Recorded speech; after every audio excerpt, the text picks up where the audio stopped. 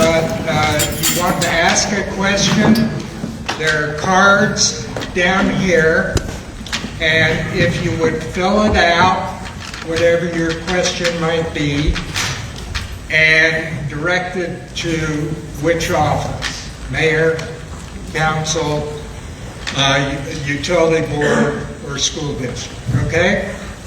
So cards down here, okay? We all set? Larry says we're all set, so I always took my cues from him. So we'll go ahead and get started with the candidate forum, and I'll give a few rules that you all have to abide by.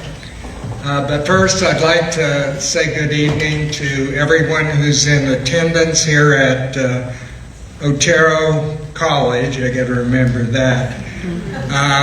And also to those that are online. This is, of course, important to our community, to our school district, as we continue into the future and try and make very positive strides as far as what happens in the community as well as the school district. The candidates tonight, I'm going to allow them 3 minutes to introduce themselves based on which office they're running for, and they can say anything they want as far as about themselves and what their vision is.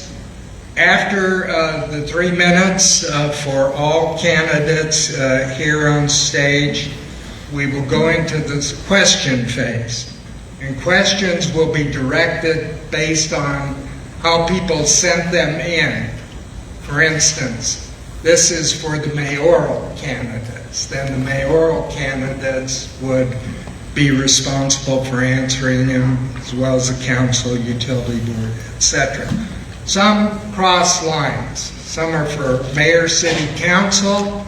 That will go to everyone, and everyone will have 2 minutes to respond to that. And what I'll try and do is keep track so the same person isn't first. I'll rotate it, so for instance, if Joe is first on a question as we start off, the next question first would be Ed, and then Jeffrey if they were mayoral questions. And then after the questions, we'll give each candidate a couple minutes to wrap up and succinctly tell you a little more about themselves if they want, but more importantly, why they want this position. I like to start off these forums because I know what it's like to sit up here, and I want the people in attendance here to give a hand to these people who are willing to put their names forward.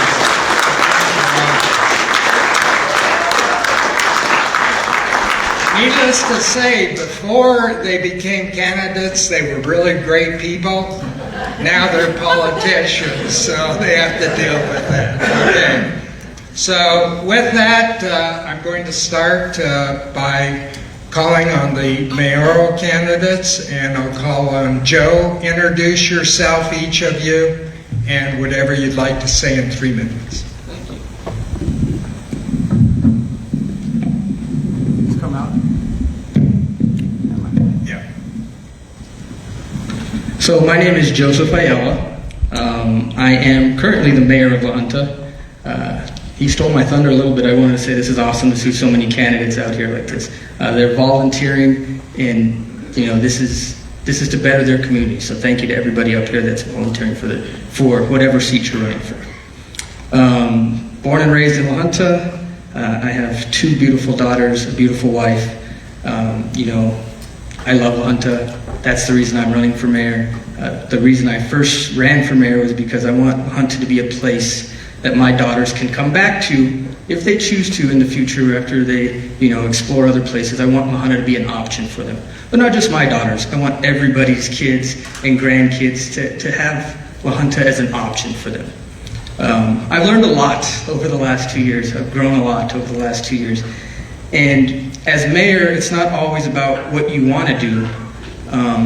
It's sometimes about what you have to do. And that's been a hard battle for me. Things don't move as fast as I want them to move. And sometimes there's a little bit of friction and opposition. But if we work together, if we all stick together, it's really going to be a lot easier for this community to move forward. I'm not here tonight to talk about what I've done, any accomplishments. I'm here to talk about where we go going forward. And no matter what the outcome of this election is, I'm going to be here to help move La Junta forward. And I hope to see all of these people in the audience, all these people on stage, continue to help move La Junta forward after this November election. Thank you. Thank you.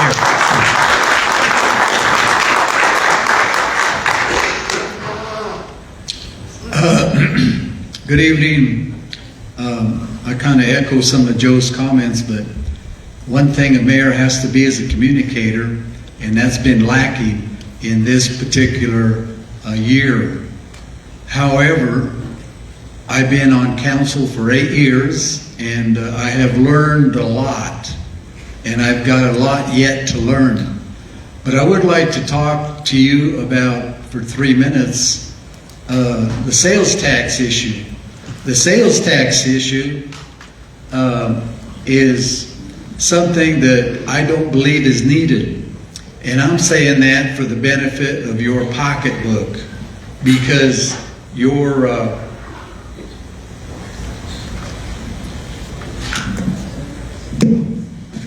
excuse me, I gotta get my glasses. When you talk taxes, you gotta wear your glasses. We have enough money accumulating to not have this sales tax for this year. The bad thing is the sales tax is being requested, and there's no way to spend it. How are we going to spend it? Nobody knows how. They just said it's general. Well, that's kind of a bait and switch, and it really is not good for the citizenry, I think. We do have new revenue. In August of last year, we paid off the water treatment plant bonds, and that left $200,000 for that year 2022. That's new revenue. For this year, we still left the $17 a month on there, and based on the 3,700 users, that amounts to $62,900 a month. And you take that times the 3,700 meters that we have, and that amounts to almost $800,000. So right there, you got $1 million that's new revenue for 2023. You have about 30 seconds, and I guarantee you there are going to be more questions on sales tax. Okay, and there's also new fees that is being picked out of your pocket because you're not supposed to remember that. But you remember it when you get your bill, I guarantee you. Average for the homeowner since July is $50 a month. For a business, I've had several businesses turn in their amounts to me, and they've amounted anywhere from $300 to $500 extra dollars a month. That's new revenue, folks. And I guess my time's up. Time. Yep. Yep. I do better talking when I'm standing, so I'm going to stand. I think most of you know me. I'm Jeffrey Prine. I served as the Ward 2 Council Representative for 4 years.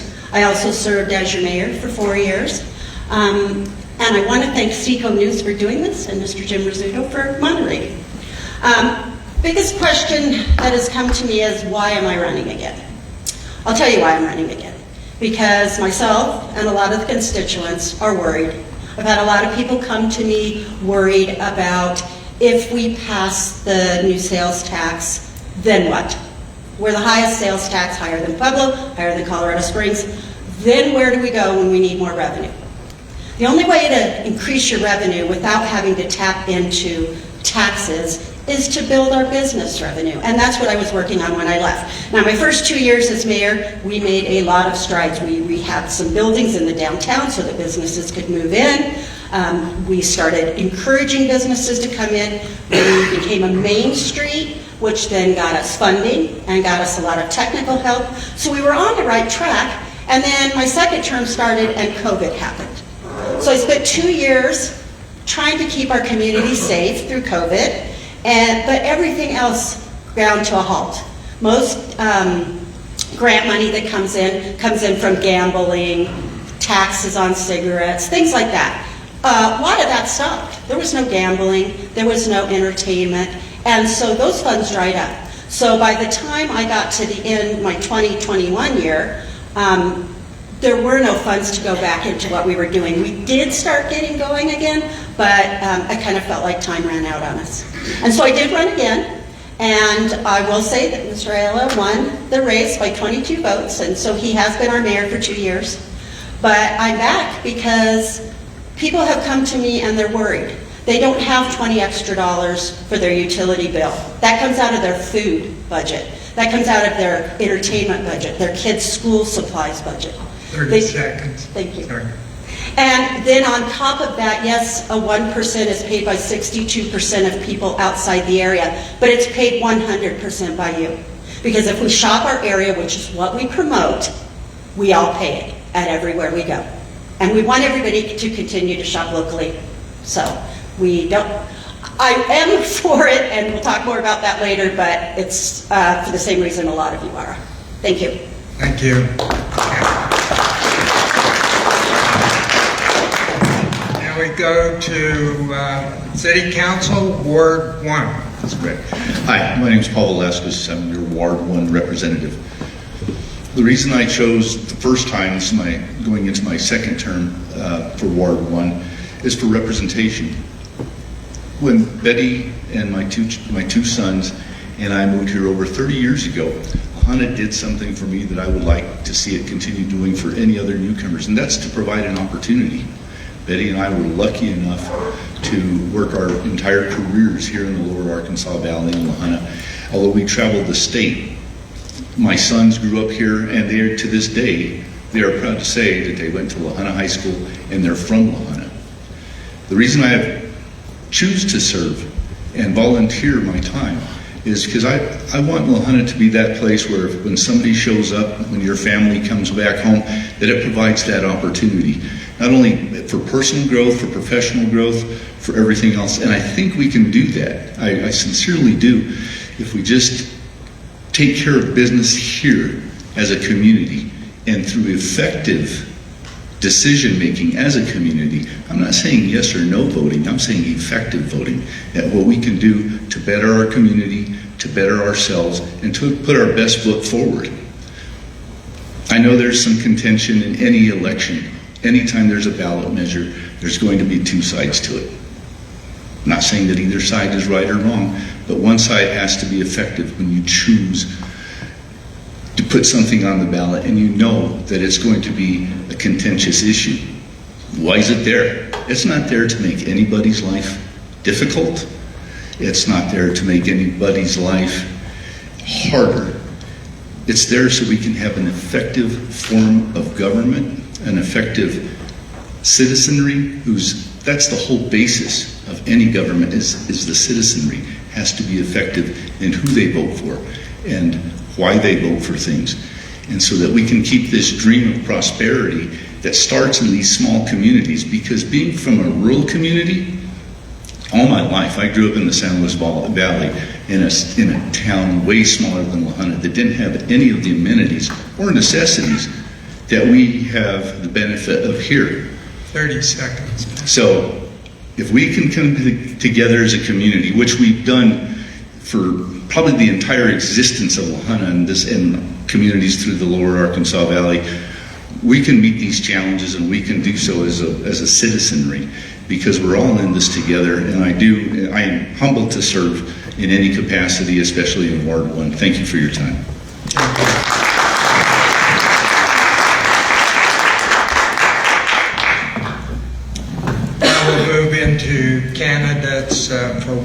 two. And one comment, one of the candidates, Jeff Rump, was unable to be here tonight and sends his apologies. So with that, Jeremiah. Good evening. My name is Jeremiah Stoker, and I am running for City Council in Ward 2. I was born here in Lahana, and pretty much all my life I have grown up in the Arkansas Valley, and I've resided in Lahana since 2009.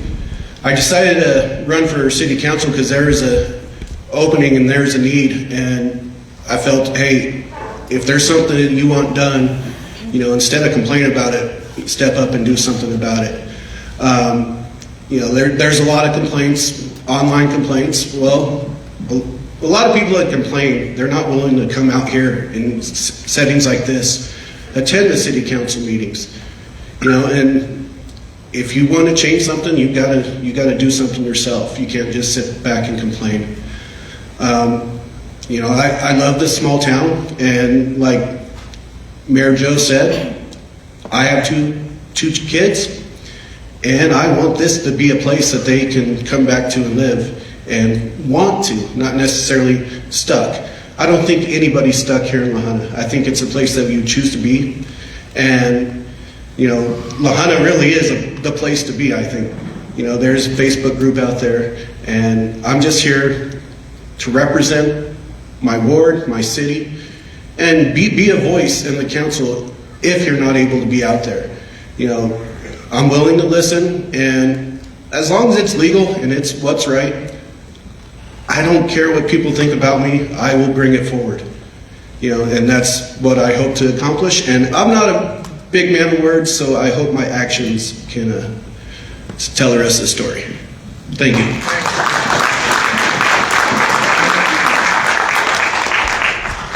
Good evening. My name is Chandra Ochoa, and I was born and raised here in La Junta, Colorado, and I love La Junta, and that's why I chose to be on City Council in the first place. And to be honest with you, I didn't think I would be up here again asking for your votes. But there's a lot of work that still needs to be done, and I want to see it through. Because again, I love La Junta, and I want it to be the best that it can be for my family, my grandson, and for you and all your kids and grandkids as well. So thank you.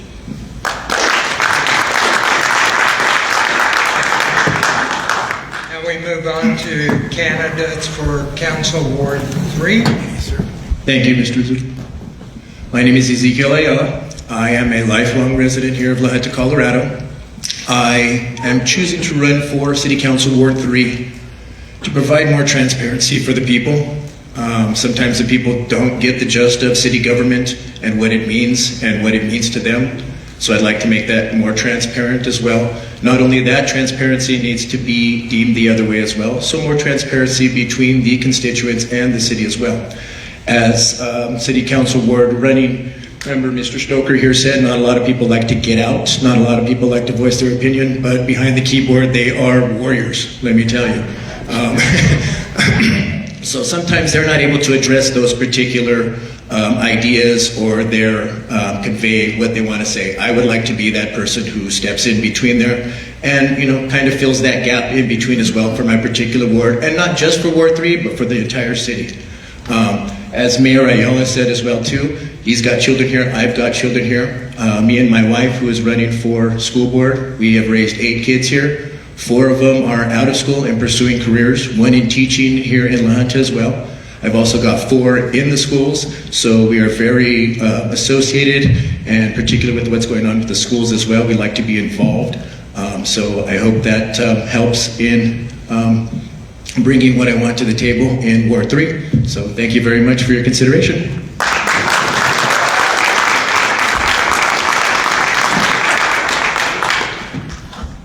Good evening, everyone. My name is Dee Leva, and I hope you don't mind if I go off my notes. Otherwise, I will ramble on forever. It was always my intention to run for City Council, and candidly speaking, it's hard to stay engaged or desire to be involved in your local community when it feels like some of the people elected don't represent your neighborhood or experience the same struggles, but nonetheless, they're making the decisions that impact you and eventually your family.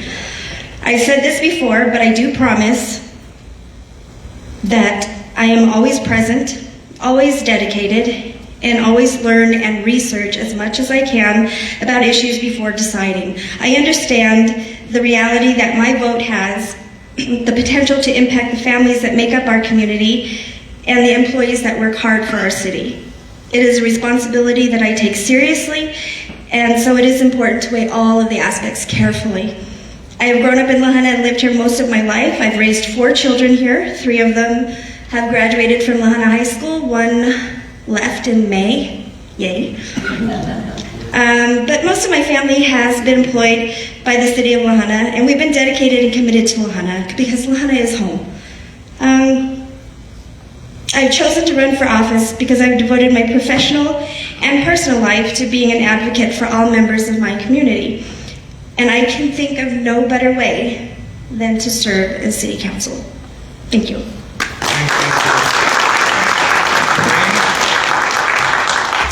Hello, thank you all for coming. We appreciate it. My name is Maureen Rickhoff, and I am also running in Ward 3. I am running because I care about my community, and I'm not somebody who sits on my hands. I ran for my first political office when I was a student at CU, and I served on the Board of Regents for the University of Colorado for 6 years. You've all seen it on your ballot. You've never probably known what in the world that office is for. I can tell you all about it. But my time at CU was basically a leadership laboratory. I learned how to read budgets for a billion-dollar institution with 4 different campuses. I struggled with some pretty fascinating dilemmas. I cared a lot about community outreach. It wasn't the first time I was in Lahaina, but certainly had trips to Lahaina with the University of Colorado, meeting with the BOCES, and meeting with the community, talking about precision agriculture and other ways that CU can be in the communities. I also was part of what's now the Anschutz Medical Center, so involved in a lot of things in the 6 years, and I learned how to listen to constituents. I learned how to advocate for people and advocate for ideas and advocate for projects.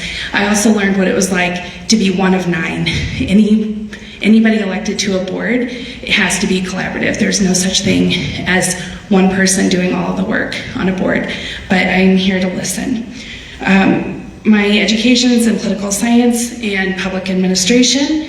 I've taught at the college level, served as a development and executive director for nonprofit organizations, so I understand nonprofit organizations as well. I moved to Lahaina full-time in early 2020.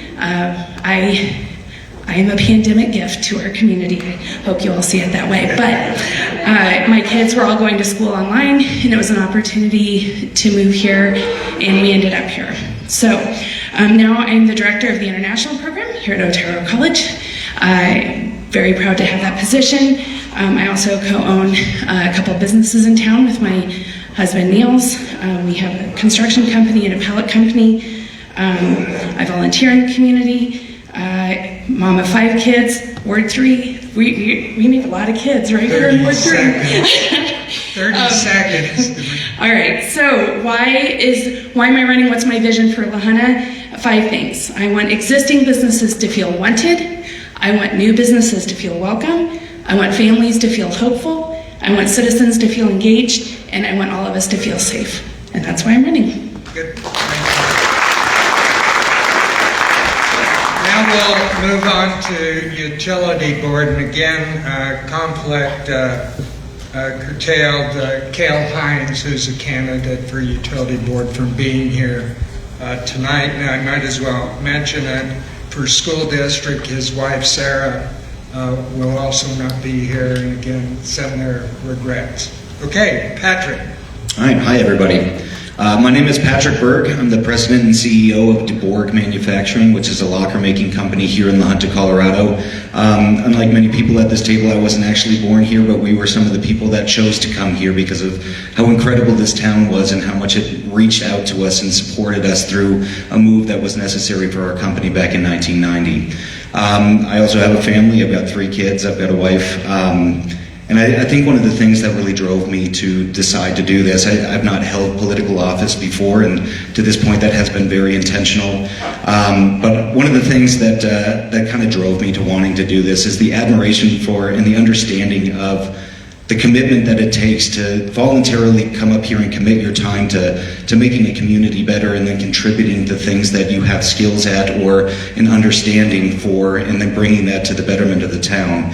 And that's something that I'd like to do after a 13-year career in private business and growing up and learning and understanding what it takes to create a budget, to stick to that budget, to make some really difficult decisions when those decisions are necessary. Those are the types of things that I'd like to bring to the board, without pretending or standing here to know everything or understand everything fully, because there's so much that I would still need to learn and to collaborate with the people that have come before me that have made the decisions that we've made now. And I know that we face a lot of really difficult decisions that we've got to make, and a lot of things that may be unpopular, that may be needed to be done. But through working with a team and understanding and then communicating as transparently as possible, I do think that that's something that we can come together and at least get to a point where we bring creative ideas to the table and we do the best things for this town to where it doesn't break our back, but it allows us to keep going and not get swallowed by inflation and all of these things that we're going to have to deal with and worry about out into the future, and scarcity of resources. And I think that that's something that's really, it's fascinating and it's interesting to me, and I'm excited to learn more about that and understand how we got where we are now, and then help us to get to a point where everything on the horizon is bright and beautiful. And I don't think that that's going to take no work. I think it's going to be a lot of work that we have to get through, but I think that there's a lot of really intelligent people that have come before me that I want to stand next to, learn from, and bring this into the next generation. So thank you very much. Thank you. School district, and start with Stacy. Go ahead, Stacy. Hello, I'm Stacy Ayala. I'm Seek's wife. My roots are pretty deep in Colorado. My family's been here for over 150 years in southeastern Colorado. I was born in actual Steamboat, Colorado. I moved here when I was about 3, and then I went to Virginia for about 10 years. So I had a whole different kind of education compared to when I came back here. I have dyslexia and an auditory deficit, so when I came here there was no special ed that was the type that I was used to, so I went straight down. I've noticed that over the years it's still pretty much the same, so I'm really passionate about that, of kind of more for the kids with the disabilities, because I don't think a lot of people understand that our intermediate school has about 20% of the kids on IEPs, and it's also an inherited gift that they give us, you know, from our ancestors of disabilities, so I think we need to address that. The other thing is I'm a coach. I volunteer for Park and Recs. I've been a baseball coach, a basketball coach, and a soccer coach. I also volunteered for hospice. I've also volunteered with the art project and with a couple other art things that are in town too. My main goal is parent involvement. We don't have parent involvement in the district like we need. I have 4 kids in the school district. One is a teacher at the high school, one is a senior this year, and one is in the intermediate, and one is in the primary. And I also volunteer on my PTO boards for the primary and intermediate, and I also volunteer for the PI, which is an accountability for the building, which is not holding parents accountable, it's the district.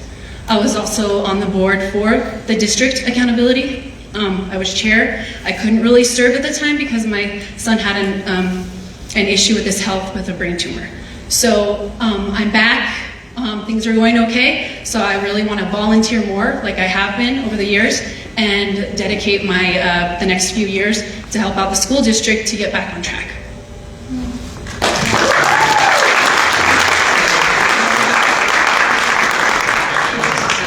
Susan's or Ann's not here to tonight either? Okay, and Buckner is not here as well. So with that, why don't take a deep breath. You got through the easy part. Now to the questions from the public, and I'm going to start at that end with school districts. So I compliment you on trying to anticipate what I was going to do. But the first question, and you may not, if you don't know the answer to something, best thing is don't try to BS your way through it. You just say, I don't know. Because some people are running for the first time for an office and they may not be familiar. So here's the question. Is funding equal for high school electives? Drama, speech, choir, band, home economics, shop, art, accounting, and finance, as is for football, basketball, volleyball, softball, wrestling, baseball? If not, why? So I think I read it. Unfortunately, I don't really know that question, but I do know what I've seen and experienced through the school district. And So, what your philosophy would be? this is one of my things, is art is very important to my heart and soul. And I have taken early childhood development. I was taking classes when I was working for the OJC, but through CDS. And I was learning about how art and the arts can create synapses in the brain of children, and it opens them up to more things. So like band, for instance, we need more funding, obviously. And this is actually a call of action right now, because I am in contact with the band, the new band teacher, which is amazing. I asked his students, and they really like him. He just needs a few extra instruments for their intermediate school, because they're having to share, and he wants the 5th and 6th all to experience band, which is a great feeder into our high school. So I think that we do need extra funding there. The other thing is with regards with academics and stuff, everything is connected to art, everything. If you're in, let's say, a play, you have to read it, you have to memorize it, you have to be a part of it. In band, you have to know your counts, so it's math. Everything is connected to art. The design of these chairs here, the design of this hall, everything is. So I think that it needs to be priority. And I'm not the only one with that opinion. There's quite a few people. Sports, yes, we are a sports town. 30 seconds. Remember, you have 2 minutes. Yes, we are a sports town, and I know there's a lot of funding with that, with regards to that. And we are a sports town, and I support the Tigers. Go Tigers. We also need that too. So we have to look at all aspects and find where the funding really needs to go. Okay, thank you. Next, Patrick, Utility Board. Question is, how do you see the role of the Utility Board evolving over the next decade to meet the changing needs of our community? And in turn, what role does the conduit play in that? Sure. So first of all, I think that one of the things that I would see over the next 10 years, especially as there's probably a lot of unforeseen things that are going to come up with our needs and utility, and also the availability to the different resources for our utilities. One of the things that I tie back to is the experience through my own company of watching what happens when you don't constantly maintain and get ahead of and be proactive with your infrastructure. And I think one of the things that this town has both done well and could probably improve on is looking at the infrastructure that we currently have, making sure that we're staying on top of those things, and also staying ahead of what the needs may be. And I think that that's something that, constant attention to where our needs are going to be going and what utilities may do out into the future. I don't pretend to know those yet, and I do think that there's a lot for myself to learn, but I think that there's a lot for us to be looking at in terms of making sure that the infrastructure and then the means in which we distribute and how we actually educate the use for our utilities can be improved. I think that one of the things that is exciting for me is to think about some of the more creative ways of being really transparent and honest about the use of our utilities, and then talking about different and creative ways of making sure that we're all living within the means of using those utilities as efficiently as possible. And so I think that a little bit of education and also a strong attention to the infrastructure and just the general state that we have our utilities now is not something that we allow to dwindle or to start losing effectiveness of where it's at. But on the risk of bullcrapping any further, I think that's about where I'm at. One last piece, any position on the conduit? Boy, from my understanding of where the conduit has come from, our first understanding of what that deal was going to look like and the things that have progressed over the last several years, I'm very torn on this because obviously I'm pro having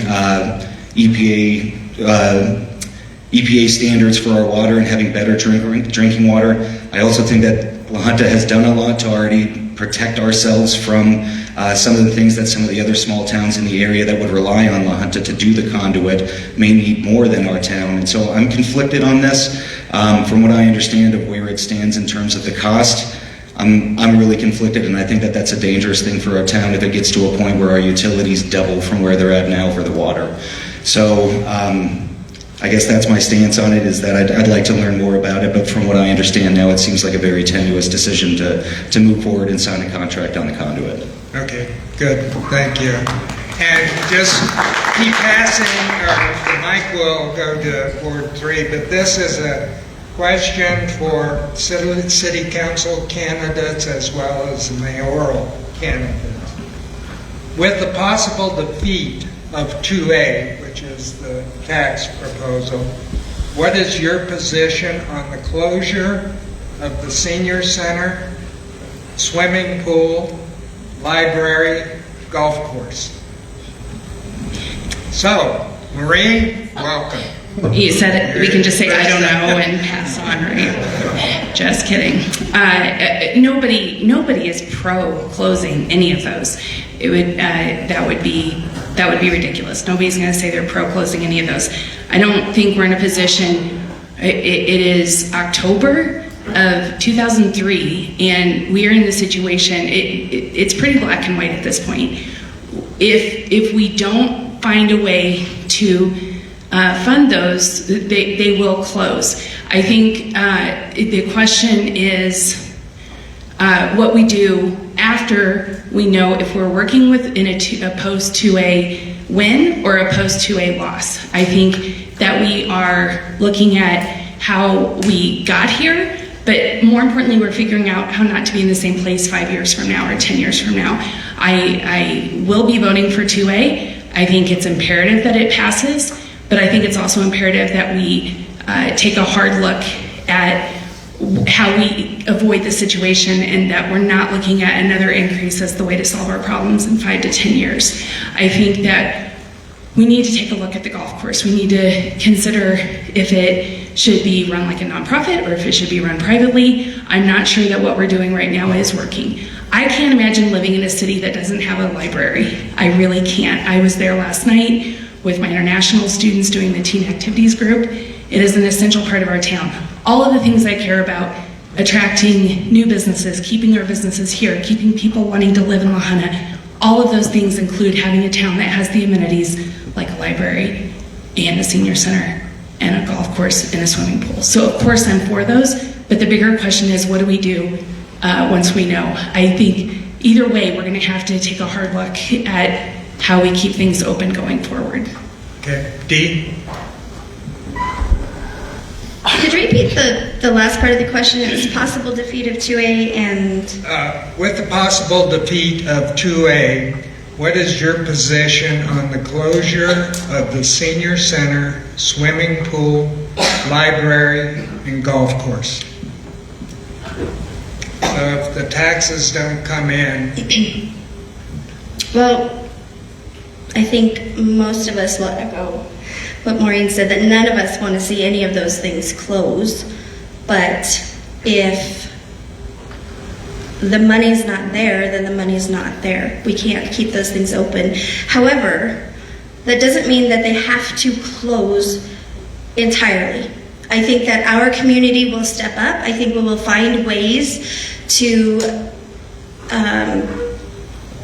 make things run. I mean, Rocky Ford has things like the theater runs off volunteers. We will find a way to make that work. I think that it's very important to keep, especially I work in public health, so I'm always concerned about equity versus equality. And I think that having a library and having the senior center is available to the public is a public health or community health issue. It's an equity issue. If you don't use the library, because I've heard this before, I don't use the library, I don't go to the senior center, I don't golf, I don't swim. Okay, but if you don't use the library for their computers or their Wi-Fi, you probably own a computer and have Wi-Fi. If you don't need to go there to print documents, you probably own a printer at home or are allowed to print at work. If you don't need to use the legal services that they offer that are free, you can probably afford an attorney. There are all types of reasons that people use these facilities, and it's turning into what feels like a have versus have not. And I hate to see that happen. The same thing with the senior center. You know, we've heard before, it's for all ages. So let's say, that you just had hip replacement and you can't afford the physical therapy, because we all know not everybody here can afford health care. So then sign up for one of the exercise classes at the senior center. It's available. The community is trying to help itself, but I can't understand why we wouldn't invest in ourselves. If we won't invest in ourselves, no one's going to invest in us. So if we were allowed to focus or prioritize out of the four, I would say the library and the senior center, because they're used a lot annually. 10 seconds. By more than just La Junta residents. And I'll stop there for now. I could go on forever. Okay. I personally like to reiterate what both of these ladies are saying. Nobody would like to see any of these amenities closed. Everybody needs to remember that it is basically a catch-22 in an ongoing cycle. No amenities, no tourism, no sales tax, no amenities. It's plain and simple. As she says, let's invest in our community. Let's make La Junta the place that we want to live, the place that we want to see our children strive in, the place that we can be proud of. Not saying that we're not proud already, but La Junta has some issues that we need to work through as a whole community. And there's a lot of pronouns being thrown around up here, but us and we are the ones that we need to be using. It's an us issue. It's a we the people issue. Let's step up and do something for our community, people. Thank you.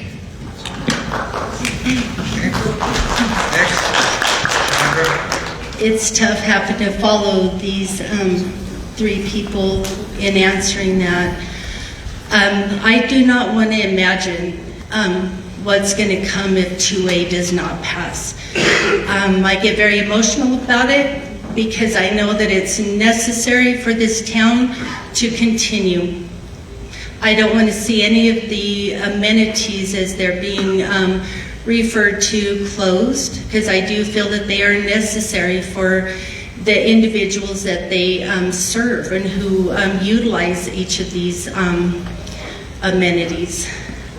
It was a tough meeting back in March of 2023 when we had to go back and take a look at the budget. And so I'm prepared, but I don't want to even think it. I want to be optimistic that, as Zeke said, we're all going to pull together and get back to our town and make it what it needs to be for all of us.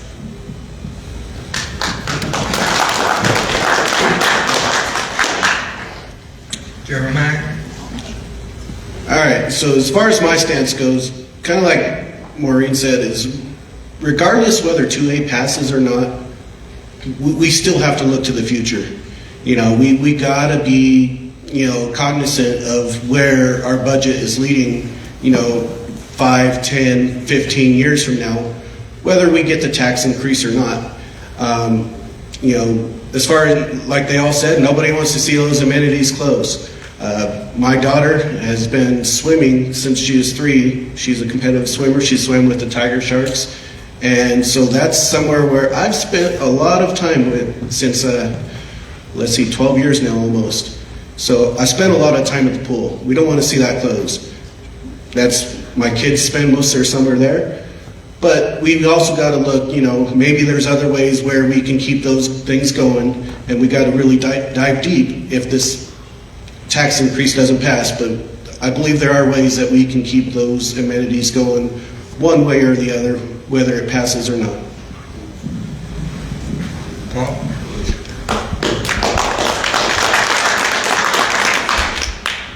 The loss of any one of those 4 amenities would be detrimental to our community. The loss of all 4 is catastrophic. The golf course is a $23 million asset for the city of La Junta. If we turn the water off for 1 year, we don't get it back. The buildings, we can turn the lights off for a year, not walk back in them. Hopefully, if there was ever funding, we'd just turn the lights back on, but we lose that golf course. And I don't golf, but that's $23 million that La Junta would lose. That just losing the golf course. The senior center, the pro-social activities that go on there on a daily basis, if you just walk in there and look at the calendar, from Tai Chi to chair yoga to everything that are taught by volunteers that show up every day, or every day that activity is scheduled, and give their time so people can have a better quality of life. I can't imagine that going away. The swimming pool, as Mr. Stoker said, it's not just the kids from La Junta that swim there. There's a young lady from Los Animas that hopes to swim at the collegiate level. That dream may die if she doesn't have a swimming pool to swim at, to compete at, to get her name out there, to win meets. The library, if you walk into the library on a middle of the week when there's nobody there, you can just kind of imagine what it would be like, not seeing kids in the corner over there having stories read to them, or story time, or books, just having available at your fingertips all the knowledge that's ever been written down is in that library, or accessible through that library, through the internet. Not to mention, we would lose approximately 28 jobs of city employees. We'd go from 95 city employees to in the 70s. That's a household income cut in half. Now you start thinking that these amenities, we're looking at it and you think that that's all that's involved. These are just the first dominoes to fall. I'm not being an alarmist. I've seen the budget. And everybody else here is welcome to view it at any time. So these are just the first dominoes to fall. The loss of a household income by half. You don't get to make your rent, your mortgage. What does that do? Will people leave La Junta? And people will say, well, if we don't have a golf course, I may move. There's people that may not have a choice. These are lifelong La Juntans that want to raise their families here. Like I said, the loss of just one would be detrimental, all four are catastrophic. And it doesn't just end there. Like I said, these would be the first dominoes to fall. We've had some terrific 15 seconds. city council meetings in which citizens have showed up. Mr. Golding, I see you sitting out there. You provided us with a detailed plan. It only takes money to take it in there. I wish we could. It's an amazing plan. And a lot of ideas from citizens all the time. We're just going to have to be effective in our voting and hope 2A passes. And I'm a staunch supporter of it.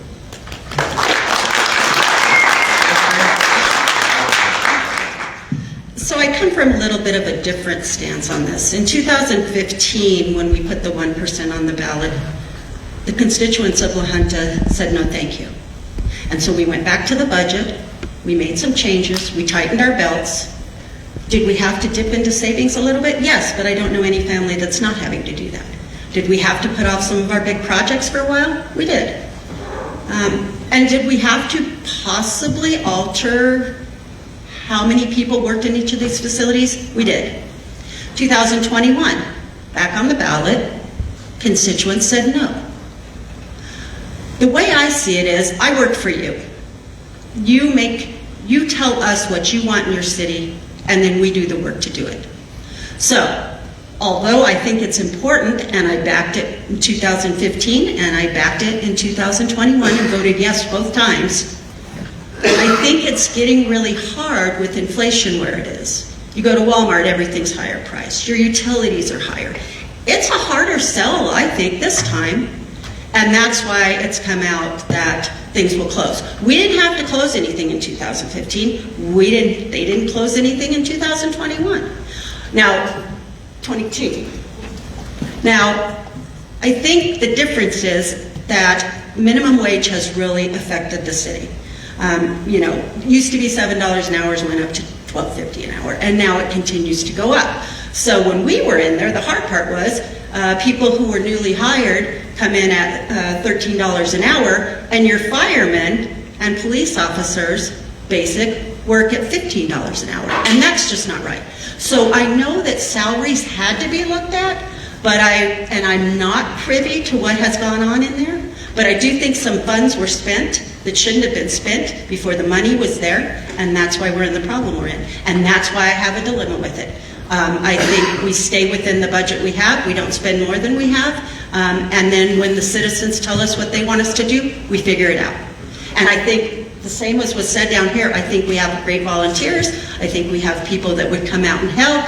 I don't foresee, whether it passes or not, I just don't foresee the doors closed and locked on every single one of these facilities. So that's just my thought. Okay. Thank you.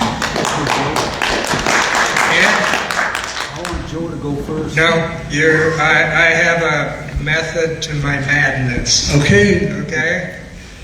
He went first initially, and this gives you a chance. Okay.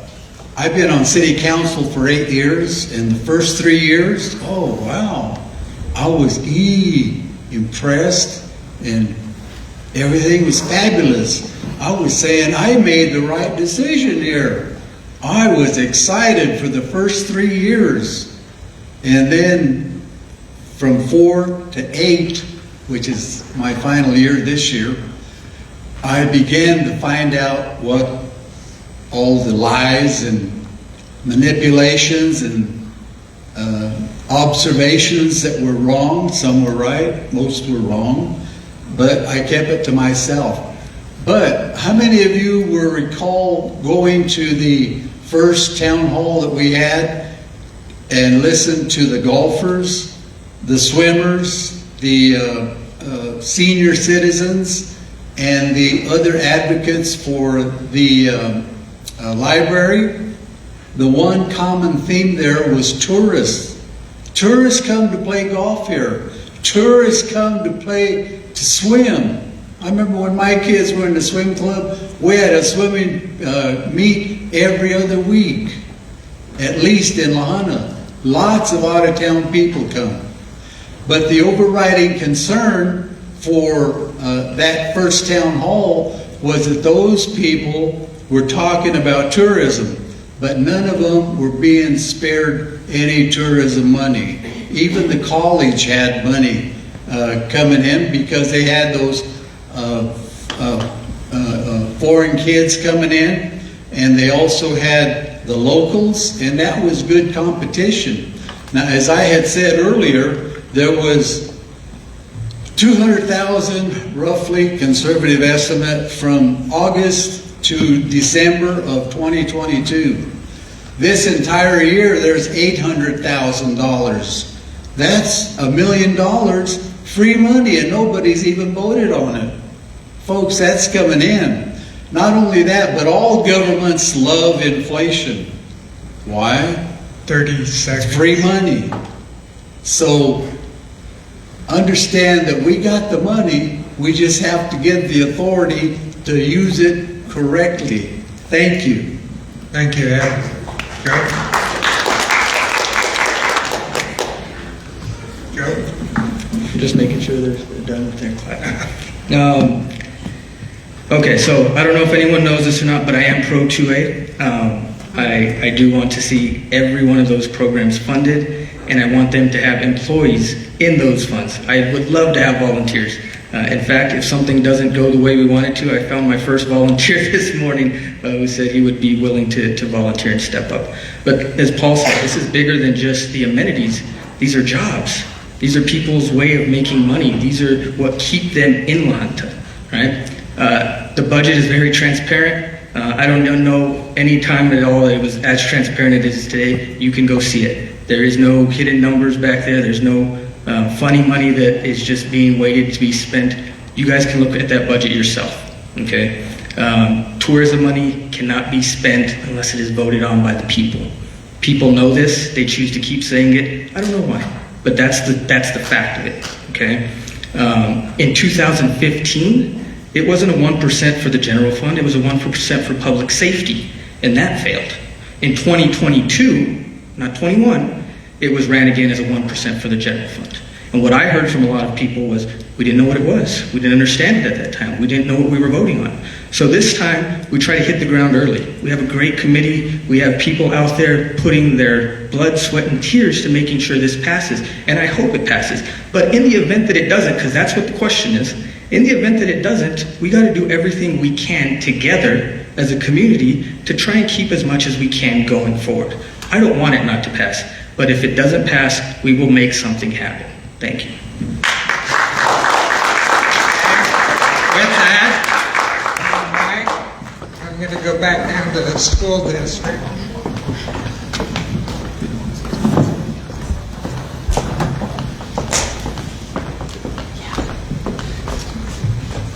Okay, as far as question, school district, what is your overarching philosophy about education, and how do you envision the future of our school districts and being able to retain competent faculty and staff?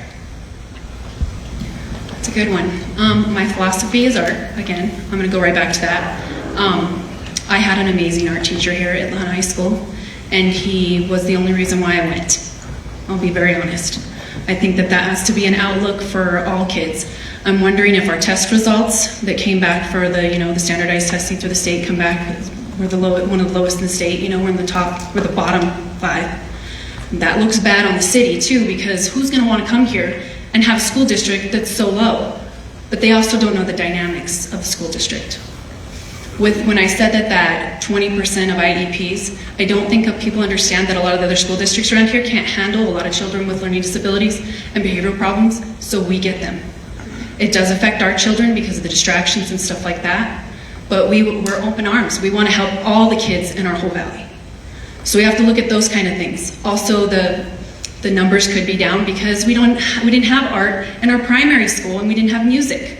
We recently got an art teacher, and we have, I think it's called Cubs, where it's kind of like music, but also teaching you about the instruments and stuff, and also the intermediate school.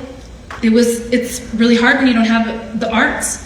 Some kids don't focus unless they have something hands-on or something they can see that they make, so it makes them feel good. I believe that is my philosophy. The other thing with retention, they've been working on it, and I've been a part of that with the accountability building things and the meetings. With that, it is hard to retain teachers when we're told, you can't do this, you can't do that, you gotta do this, you gotta do that. And then we have the parents that are upset, but the thing is we don't have parent involvement. We need parent involvement. That is where we fix this. Parent involvement on statistics and everything, it fixes it. It has the parents engaged. So I've been volunteering for all these committees and stuff like that and trying to bring in more parents. And we're trying to mentor them to come in and start, stepping up and doing this. But the school district has had a really negative impact on a lot of us, and it's generational. And so it needs to be a welcoming place. The primary, I enjoy going there. I love going there. The principal's amazing. Their turnover rate is not bad at all. The intermediate is getting better, and we have a great principal there as well. So I think we're on the path to getting better. It's just going to take time, and we just have to keep on pushing forward. The high school, that place gives me anxiety. And my daughter works there, so I'm like, can't believe you took that job. It's kind of scary because the kids that she's dealing with are the 7th and the 6th graders, or 7th and 8th graders that are around her. The thing is the high school doesn't have the things that we used to have. 15 seconds. And that's field trips, and I've seen that on one of the comments online. The 7th and 8th graders don't get that opportunity, and neither do the other high school students. That's something I would really want to work on too. Thank you. Patrick, to you, being a member of the utility board, what do you perceive the most pressing infrastructure need associated with the utility board, and how do you perceive it would be paid for? I'm not really sure how to answer that in terms of where we stand on all of it. I think that's one of the things that if I were elected into the utility board, I would need to be more educated on. I think that one of the things that we are going to have as a pressing issue is the conduit and whether or not that's going to be coming in, and I think that's going to most likely take a lot of our attention if it's something that we're forced into. And so I think I'll end there in that I don't quite know how else to answer that question. No, that's fair. Okay, I'm going to grab the mic and come back to the mayor. Sorry about this. You're first. Okay, the question is, define your leadership style, but more importantly, how would you go about gaining the trust of the community you serve? Well, I think my leadership style, because I know how the city council works, is we have to work together. We have to come, and like Mayor Ayala said, we don't always agree and we don't always get everything we want, but there has to be compromise. So we have to work together.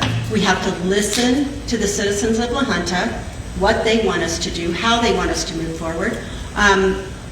Our goal on City Council is to plan the future of La Junta, not so much to look at the day-to-day. So I think it's really important that you engage, that you have a lot of times fit together, work sessions, when you can really talk about where you think we're going and what you think we're doing. And I hope, just because I was on council and a mayor for 4 years, I hope I have the trust of a lot of you.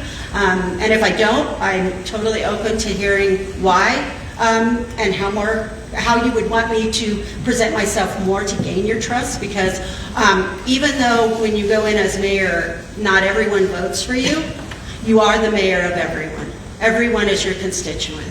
And I work for everyone in town, whether you voted for me, whether you vote for me or you don't. And so I like to reach out, I like to talk to people, I like to be out on the streets. Where I happen to work, a lot of people come in, and so we have a lot of conversation. And even over the last 2 years, I've still had a lot of conversation with the constituents of La Junta. They've come to me, they've asked questions. I know answers to some of those questions. Some of them I don't know anymore because I'm not privy to what's happened over the last 2 years.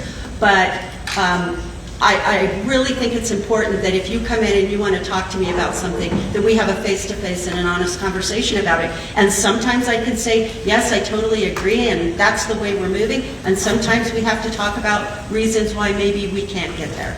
But I think as long as we trust each other, and I think that's really important, that the constituents also trust the council, then I think we can all work together. And like I said, if there's anything that you think that haven't been trustworthy to you, please let me know, because I'd really like to have a conversation with anyone and everyone. Good, thanks. Okay, hand the mic to Joe. So my leadership style is more action. I don't like just to talk. I like to do action when I talk about leadership, or when I'm showing leadership. I'm a big fan of history. I love to read about past people. I'm a big Bobby Kennedy guy. And Bobby Kennedy said, "Don't tell me what you're going to do. Tell me what you've done. And until you've done it, it really doesn't mean anything." So my leadership style is more about getting out there, being at the forefront. I'm not going to ask someone to do something that I'm not willing to do myself. I know that there's parts of town in La Junta that don't look so great, and my wife says, let's pick an area, let's do a cleanup. And we get Rotary people, we get kids from high school, kids from the college that are coming out and helping us. Because, if we don't stand up to do it, who else is going to do it, right? Not one person that goes out there and volunteers says, my tax dollars pay for this. No, they're out there to make La Junta better. We all have the goal of making La Junta a better place. We want to see La Junta be a better place. So when you talk about leadership, it's not just about words, it's about actions. And it's about trying to make the next group better. And, just to see this group out here is so amazing, because it really gets me kind of upset when people say we're just a retirement community.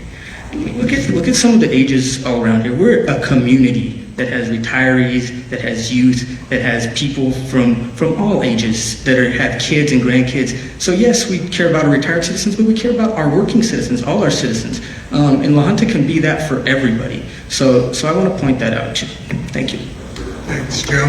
Ed?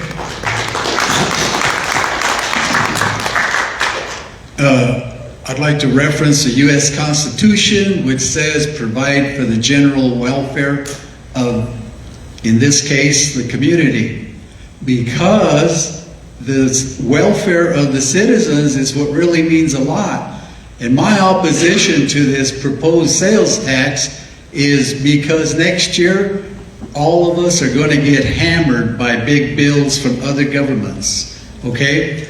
The state is trying to pass Proposition HH and 23303. Both are fake. Everybody in here should vote NO on those, because ultimately it's going to take away our Tabor rights. And those Tabor rights have been in effect since the 90s. We cannot get rid of that.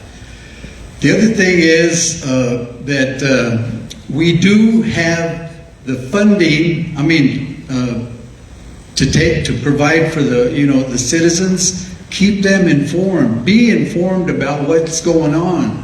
You're also going to get hit with higher real estate taxes, or if you're a renter, you'll get hit with higher rent, and you'll also get higher insurance rates for your home. It's bad enough you're going to get it for your car, and those things are things to be considered.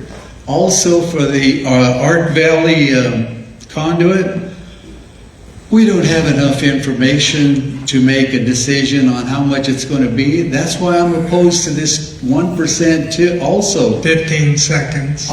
The 1% is not going to fix it. We need to save that for the Art Valley conduit, because nobody knows what it's going to cost for the trunk line once it gets here, which will be a couple of years. Maybe we can use it for that, but that will be money specific. Do you want to say anything in 5 seconds to what the question was as far as leadership style and how to get the people to trust? 5 seconds. My leadership style is to inform. I'm not going to sweet talk anything to you, especially if you call me. I'll tell you the facts, and I'm telling you that not to be disruptive or anything, but just so you can help me make the right decision. Okay, thanks. Go ahead and give it to Paul. Paul, I'm sorry, in your ward, you're the first every time. I guess that comes with being unopposed. Question to all the council members, and this is one of those questions that they want you to say in 2 minutes how the world was created. Okay, that's how comprehensive it is, but give it your best shot. First thing is, what do you view the most necessary upgrades in the community in the very near future? What would you do about cleaning up the community, and how would you increase economic development? Good luck. And you can take pieces of that if you'd like. Okay, first, the most necessary thing would be infrastructure. Both what's above us and our power lines and power delivery systems, we have to look for that. The only thing that we have to consider is the cost and the expense of that. Things have gone up almost 100% in that aspect. What runs underneath our feet, the pipelines, the water. Now, we're with the conduit, which has been mentioned several times up here. Right now, La Junta is operating between a a 19 and a 21% loss of water that's running through our infrastructure right now. And that's not bad. It sounds bad, but it's not bad. There's another town to the west of us that has 50% loss. Okay, so we're not there. But those are the two most thing, the two as far as infrastructure, what's above us and what's below us. That's what's going to be pressing. The next part of the question, as far as what was the second part of that question? Had to do with cleanup of the community. Okay. Well, this is kind of a sore spot with anybody that serves on city council. You see a derelict yard, you see a derelict house with the weeds that have overgrown. Typically, the way that we handle it is we send a warning to the owner. If the owner is an absentee landlord or that property is derelict and there's nobody living in La Junta to take care of that, what we have to do is we send a letter to that owner. We have to wait for a response before we can take action. I think as the city council, maybe we need to look at maybe a better way of doing that so we can act quicker and get taken care of and take care of those derelict yards and get them squared away that much quicker at the cost of the owner or whatever property management we have. Like I said, it's a sore spot. I live on the east side of town, and I'll tell you, the old quickies, you drive by that, and every time I just drive by it, and I know Rick's working on it, I know that our city attorney's working on it, but maybe our way of dealing with things is maybe just a little bit more slower than I'd like. For economic development, 2A is big to economic development. I had the opportunity to be with a bunch of funders that were here for Rural Philanthropy Days. Wow, that was a tough one. If we don't pass 2A, do we believe in ourselves? And if we don't believe in ourselves as a community, why would any funders or prospective businesses believe in us if we can't take care of business on our own and come together? So I know that economic development is always out there. There are people looking all over Colorado right now because we're a growing state and we're going to continue to grow. With the Space Force being stationed in Colorado Springs, that's an opportunity because those industries aren't box industries. They can spread out throughout a state, and there's possibilities every time we put our name out there. But we have to be one of those communities that believes in itself. And when funders look at that and say, how do you believe in yourself? Okay, thank you. Thanks. I'm sorry that was the way the question was written. If you'd like, to those, and I'll give you another opportunity at a later point here during the meeting, Paul, maybe leave economic development for a question that I'll ask all the members, including the mayoral candidates, because that's a fairly complex issue. So, I would have had the creation of it myself. Jeremiah. All right, so I'm going to piggyback a little bit on what Paul said, but starting off infrastructure. Infrastructure, public safety, I think are the two main things that you need to run the city. I mean, if your community isn't safe and if you don't have utilities, your water, your electricity, we all know about all the random power outages that the city has. You know, sometimes there's bad weather to attribute to it, sometimes there's not. And a lot of that has to deal with the aging infrastructure. And that's one of the things that, you know, I think could be priority. As far as cleaning up the community, you know, there's been individuals, you know, Mayor Ayala pointed out his wife Angela has led volunteers to help clean up the city. And like Paul had said, we just got to, you know, make sure we keep up on these, you know, derelict properties. You know, if somebody gets a warning about weeds, you know, let's not wait 3 months before we check and see if it's been done. You know, follow up accordingly, and hopefully, you know, it gets taken care of. And try to get into economic development. Economic development starts with the economy. I'll come back to. Okay, well then I'll come back. Okay, great, thanks. Chandra? So that, since that went from 3 questions to 2, both of those questions will come down to 2A. The aging infrastructure, as Paul stated, you know, it's above and it's below the streets, the transformers and everything else with the utilities going out. Since COVID, that has all taken a huge increase and the time frame to get that, and so it's been very tough since COVID. With 2A passing, then and I agree with the streets and the safety. We need that tax money in order to fix these things and pay for the increase. We need to be paying for our employees. We need more than just 4 employees on the streets and 4 in sanitation. As far as cleaning up the town, thanks to Mayor Ayala's wife, I have joined in and helped clean up myself. I do agree that people need to be held accountable for their buildings or their homes. And again, that just goes back to 2A for the increase for the employees, to increase employees so then they have the time to go out and pick up as well. Okay. D will go first. Okay.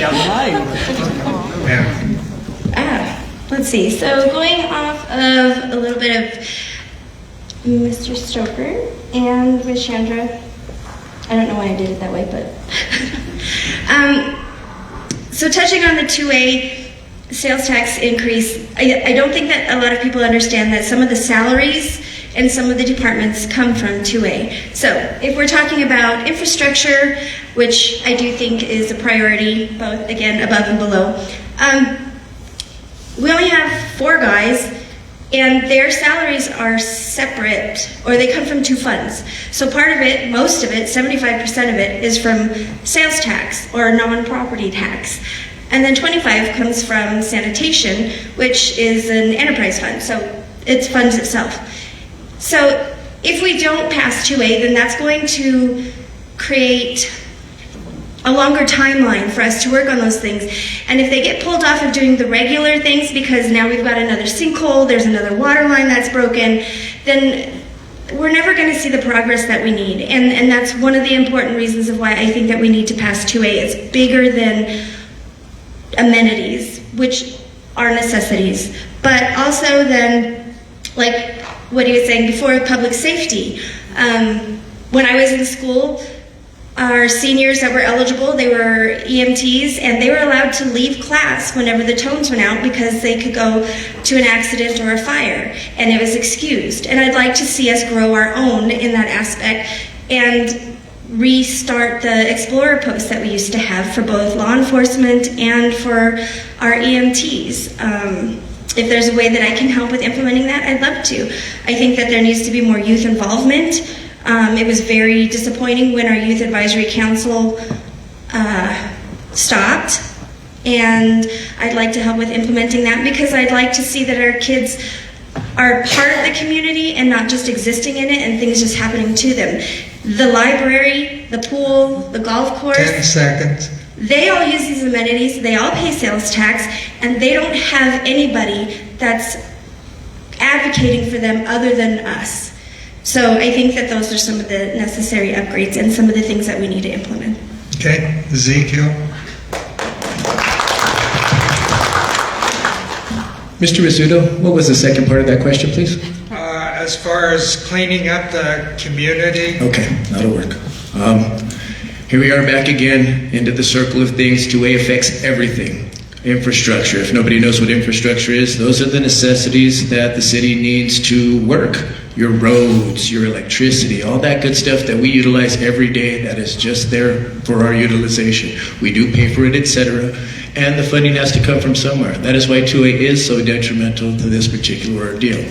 Now, on the other hand, I realize that we are in a poor community. 25% poverty rate, 12% of us are disabled. That's a lot to ask from a lot of people as well too. So you got to understand that a penny tax to some people means the difference between certain things, as some of the other people may reiterate, Mr. Vila and Mr. Ayala as well too. But infrastructure is the main one, public safety as well. We have a lot of crime increasing here as well too. Some of us have our hands tied on what we can do, such as the police and whatnot, but they still need funding as well. Public safety is a big one. We all need to feel safe in our community. They also need training. I know we ask a lot of our police officers in our fire department as well too, but they do need training to be up with the times and what is going on with the particular community in order to act correctly and to take proper steps to ensure the safety of everybody, not only the citizens, but also the people who they are taking into custody. As for cleaning up the area, we do have volunteers that do it. My wife and I also do it as well. This is a community for everybody, and I'm sure everybody would like to see La Junta beautified and whatnot. As Dee says, we only have so many city workers and they can only do so much. Parks and Recreation is held to a few members as well too. So them, you're asking them to, I believe it's 37 lots or 37 entities or whatnot for 4 or 5 of those guys to take care of.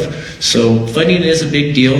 And that basically is what it boils down to. 2A means just about everything for everybody. If you're involved in La Junta, 2A is a big deal. Everything falls back to just about 2A. Okay, thanks. Maureen? Okay, I'm going to go from the bottom up.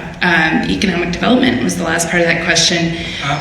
I'll come back to economic. Oh, you're coming back to that? Yeah. Fine. Okay, so I'll take up cleaning up the community. One, I think October being declared cleanup month is a good practice. I think the utilization of the transfer station and always trying to figure out new ways to make the services that we have accessible to everyone is a good idea. I think Clean Valley Recycling.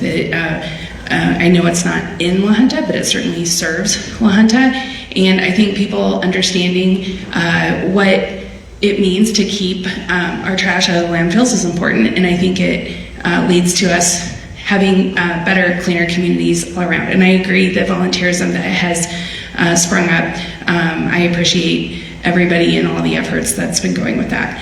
I think we need to continue to take advantage of the programs to address the blighted properties and to be intentional about removing properties and turning them back into useful properties in our neighborhoods. And then as far as necessary upgrades, obviously I agree with a lot of what's already been said, but something that I haven't heard is the safety. People have mentioned safety, but I certainly think that there's always a lot of questions about traffic and the stop signs. I know a lot of you are from La Junta.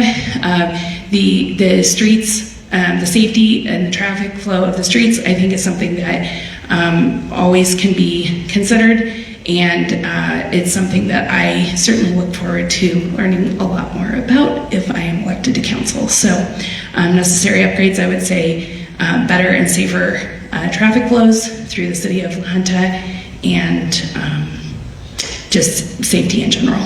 Okay, thanks. Now,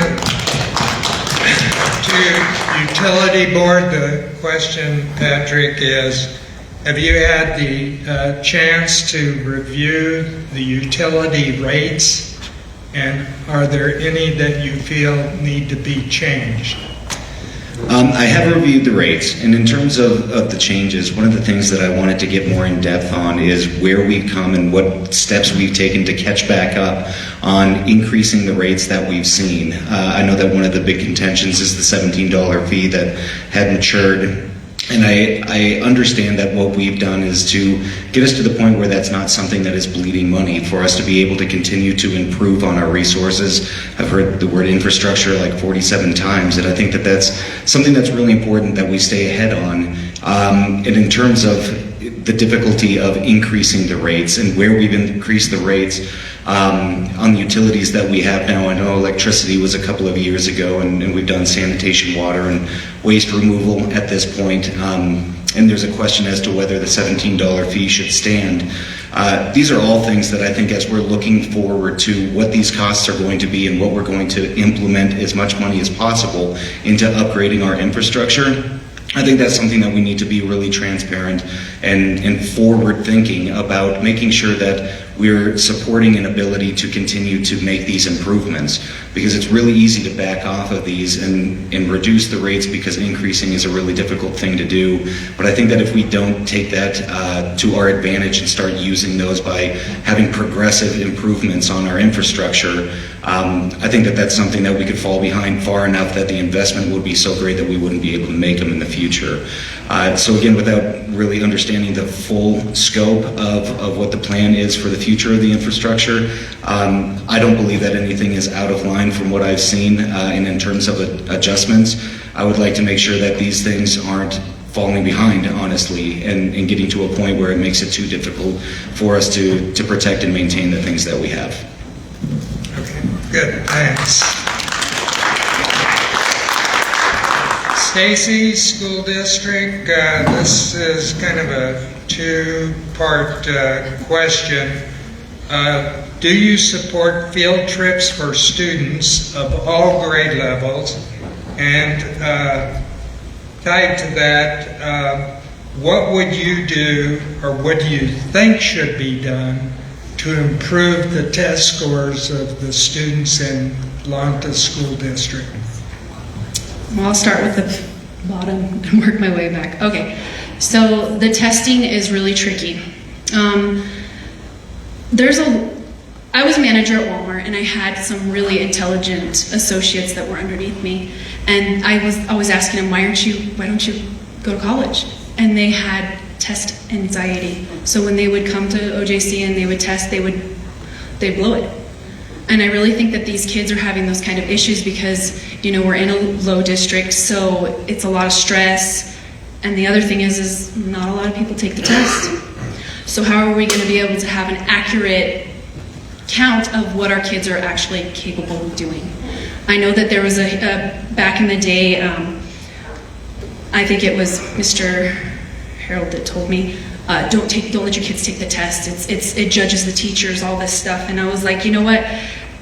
I did it. I opted my kids out.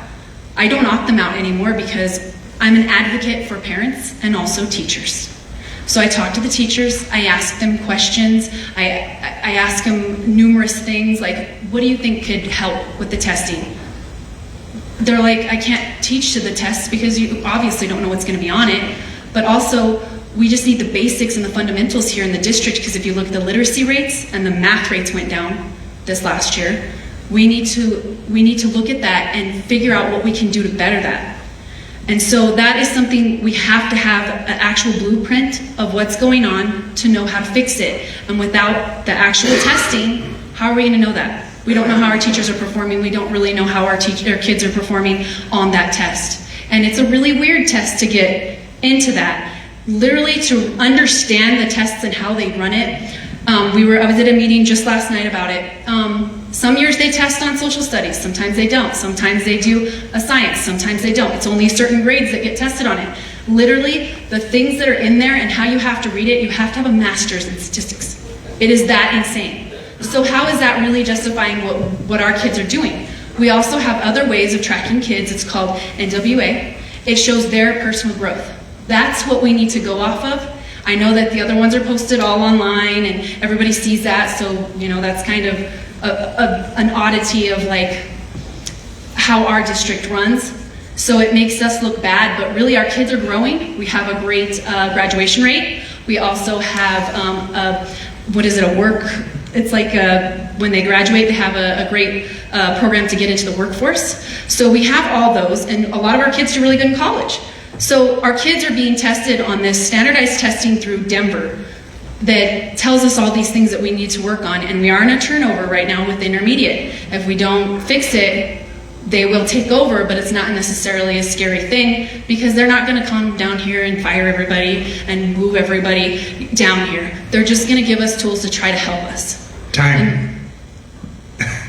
Okay. And I'm going to throw one other question at you, being you're down there all by yourself.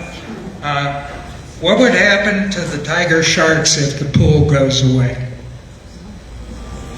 There wouldn't be tiger sharks. Huh? There wouldn't be tiger sharks. Okay. Very good. Direct answer. Yeah, I mean, my kids were in Tiger Sharks. Well, they were in Tiger Sharks when they were younger. My older ones, the one that's a teacher, and it was. I loved it. It was fun. They were really good swimmers. My son, that's not really so. He was a football player and stuff, but he really loved swimming. He was really good at it. And I would really hate to lose the high school swimming pool. I would really hate to lose it.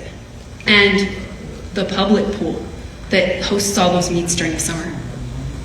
Okay, good. Thanks. Now, these two questions tie together, and here's where I'm going to bring economic development in. And I'll give you three. I'll slide on the time, but a little more time because it is fairly comprehensive. Can you tell the community, based on current economic projections here in La Junta, how long the sales tax would be good for as far as sustaining the current budgets? And what role does economic development play in that? That sound gets good? Okay, Joe, I'm going to start with you. Thanks, Patrick. So current economic projections are also without Sutherland's, which will be coming hopefully in December. Okay, so once you get Sutherland's coming in, plus 2A, that's going to increase our tax revenue by some. Now, I want to point this out to everybody that's in the audience. I don't know, maybe the federal government likes when inflation is high, but city and municipal governments do not like when inflation is high. La Junta does not get a break to pay for any of the stuff that we have to pay for. So we don't like when inflation is high because, yeah, we bring in more, but we pay more for all the other stuff going out. So it doesn't work for us when inflation is high. Okay, so maybe on the federal level, but we're not working on the federal level. We're doing city government right here. Okay, so Sutherland will take a big part of that, but economic development plays a role in that because if we have tax revenue businesses coming in, and this is important because if you have a nonprofit, you have churches or stuff taking up these buildings in the downtown and in those areas, that's not bringing us any tax money. Okay, so we have to have businesses in our downtown area that are going to bring us tax money. And economic development is going to be a huge factor going forward, but it's also going to be different than what we're used to. Okay, when you guys, a lot of people come up to me and say, well, we used to have a store in every section. Well, the invention of the internet and online shopping has changed a lot of that. Now, granted, we do get money from Amazon. You're not going to see, clothing stores in like JCPenney's and stuff like that, like you used to see. So we got to get a little creative in how we bring in new tax-based businesses into our downtown area. But it plays a huge role. Sutherland is a big step forward. There's another store out on Highway 50 that would be huge if they were able to come into the city limits. But there's more ways to bring businesses that are going to bring us tax revenue as well too. Okay, I'm going to let you go a little longer, and this will be directed to everyone. We always talk about local businesses. So what would you do for local business buildings that need repairs or anything else to help them with their expenses so they can be part of economic development? I would inform them to contact their Urban Renewal Authority. Their Urban Renewal Authority has done such a great job, since before me too. I'm not going to take credit for all of it, Nancy, but they've done a really phenomenal job the last 2 years. They're going through a rebranding right now. They helped 3 businesses already just this past year, and I'm so proud of the work that they're doing. And anybody that is in our, is it TID or TIF? Yeah. TIF. Anyone that's in our TIF, our tax incremental.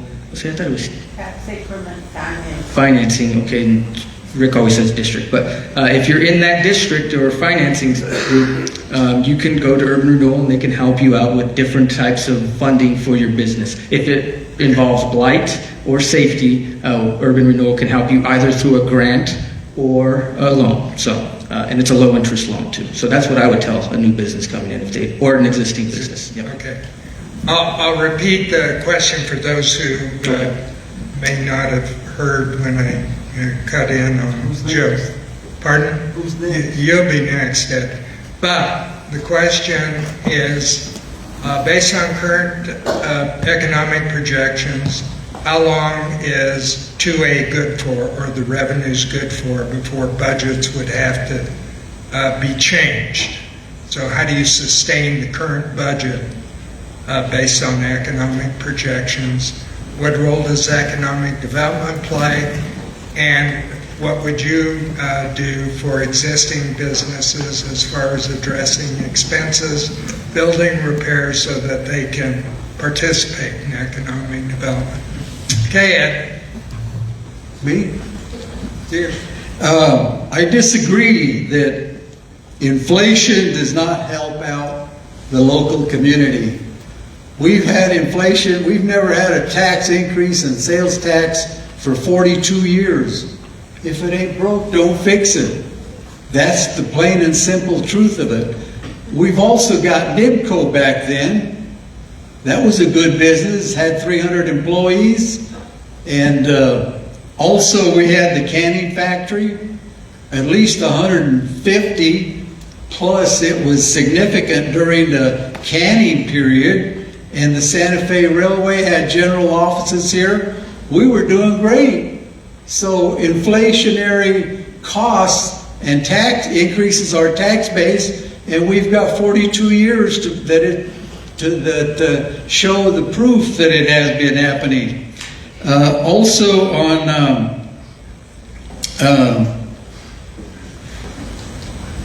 did you say cleanup?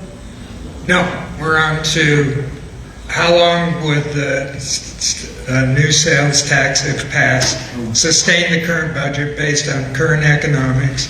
What does economic development play? What role? Okay. And then what would you do to help existing? Okay, and since we've had that 42 years without a tax increase, we've been doing pretty good. Even though we lost a lot of our population, La Junta has had a steady population of 7,000 for about the last 20 years, but we still got a good quality of life here. The other thing is how we would help businesses downtown or anywhere, in or without the TIF. If it's within the TIF, it has to be within the designated areas. However, if you have a good attorney that will write a tax financing district, that means we can, with the right language, we can set up a tax increment district just for the downtown area, and it can be for 4 years, it can be for 5 years, but it has to be specific, because the taxpayers have the right, hey, this money's being squandered or not timely enough, we're going to have to go another 5 years or 2 years or 3 years. The important thing is the tax proposal to the residents has to go with specific language. That way they'll buy it and they can see the value that they've increased, that they've given approval to. And if that value does not pan out, then when the 3 years is up or the 2 years, vote it out. Go to Plan B. And I agree with what's been said about urban renewal. The lumber yard, Sutherland's Lumber, $250,000 urban renewal got for them. That's good. You know, some people might say, well, that's not fair. Well, the people I heard talking about that were folks that didn't say anything about their COVID money. And the COVID money was pretty decent to a lot of businesses too. But urban renewal can do that. Start to wrap up, Ed. Okay. Go ahead and wrap up. Go ahead and, if you'd wrap it up now. Oh.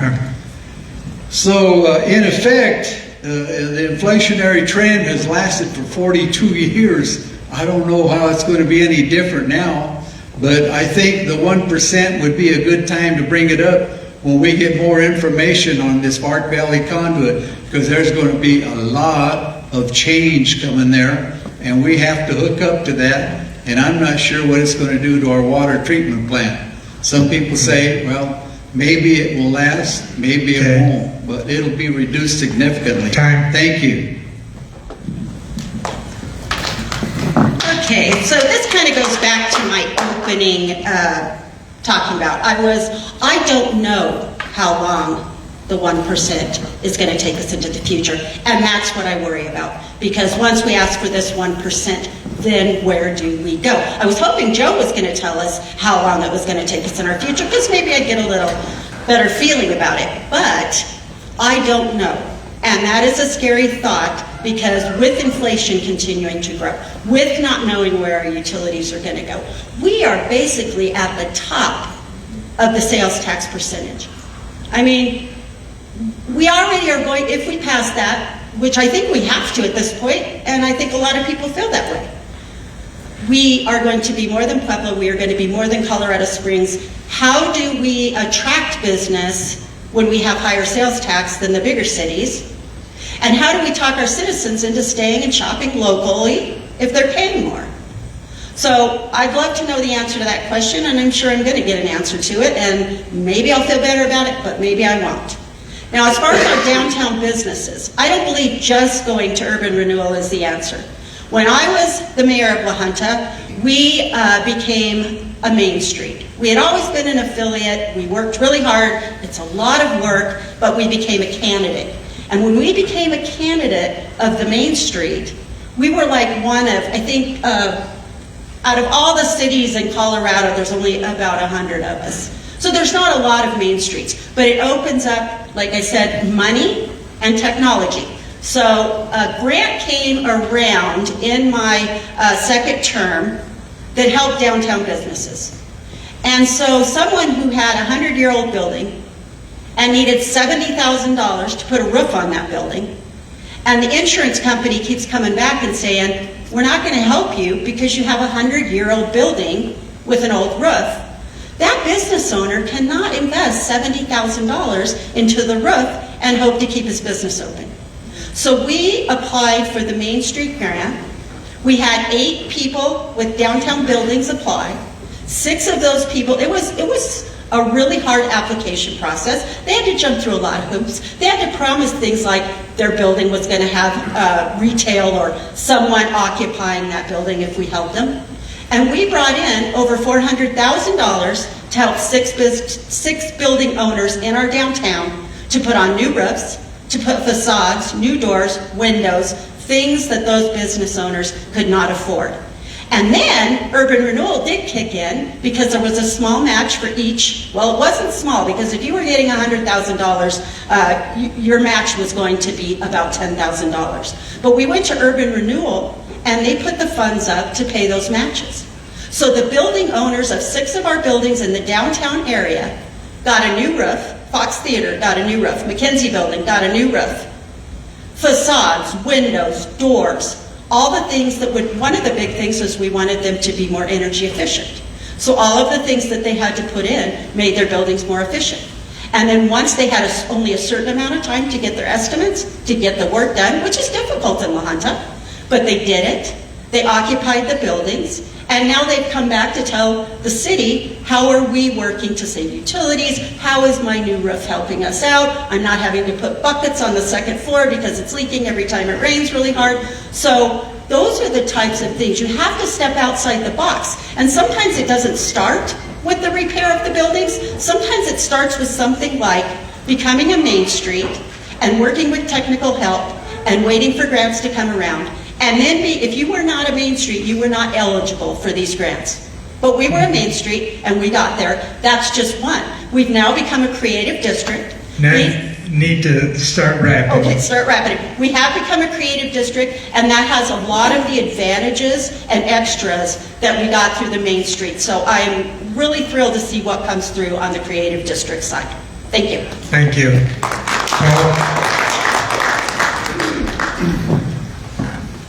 If 2A passes, And the question is, how long will that money last? Well, what it does is it allows us to keep what we already have, and we talked about those amenities. That's where we're at. Last year, we had to consider a 24% reduction already. This year, when they did the budget for this year, they've done two. One with 2A not passing, and the other if it passes. Okay, so we are already starting in the hole with 2A. To get us back to where we were and just keep what we have, those amenities, it's essential that 2A passes. Bring in economic development. So grants, if you have to wait for grants to come along, it could be, and you're in competition, 100 other communities just for the Main Street grants and creative arts districts. So dollars are short right now throughout the state of Colorado, throughout the nation. There's no way of saying how many grants we can get to help our local businesses. Local businesses, fact of the matter is you have to be part of your own rescue. There's low interest loans for the time being. I don't see them loans being low interest for very much longer given the state of our economy. It's going to be tough all over. So we have to look at it through a lens of reality, and I'm not saying the future is bleak, it's just going to be tough. And there's going to be opportunities that come along, some that are going to be seen and both unforeseen. We have to be able to seize those opportunities and make the best of each and every one of them. Sitting tonight in this auditorium, in this educational incubator that we have, one of the things that we can do as a community is, instead of having a brain drain every May when our college graduates and our high school graduates start leaving these communities, is having a brain gain and bringing them back with their ideas, with what they can bring back to our community and becoming small independent business operators. And I think that's where the future of Lahana lies. Unless we can attract big box stores, and we are fortunate to have Sutherland's coming in, it's going to be what it always has been, the independent business operator that we have to look forward in helping in any way we can, whether it's through urban renewal, small business grants, any type of money that we can get our hands on. And I know Cynthia Neve is out there and she's working hard to get what she can, when she can.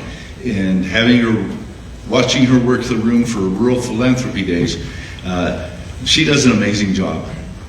The competition is great, and we just have to be out there. One of the ways that we can assure our footing in this financial landscape is by passing 2A and being one of those communities that believes in itself. So it's not just that we're passing and going after taxes. It's, like I said, it's a community that has to believe in itself. To be eligible for anything, even in these grant processes, what sets us aside from the next community that we're in competition with? And we are in competition with everybody else out there.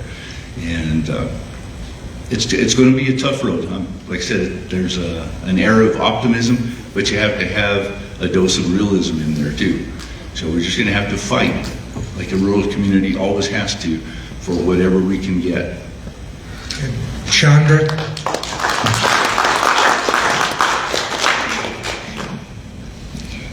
I don't think it would be fair to give a time frame on the impact of 2A passing. With inflation, I mean, we don't know what's going to happen in the future, so that'd be unfair to give you a time frame and say this 1% will help us sustain us through the next 20 years. I do know that with no tax increase for 40 years and with the changes we've all seen since 1982 in our towns in America, I think that the city has done a darn good job in balancing that and not asking for increases even prior to 2015. As far as like helping out the downtown businesses, I think it all comes down to who you know in your community. I'm Nancy Bennett, Cynthia Neve. We know our local bakers. We could give those businesses guidance. And I know up here as a council and just as neighbors, we would always help each other out. Jeremiah?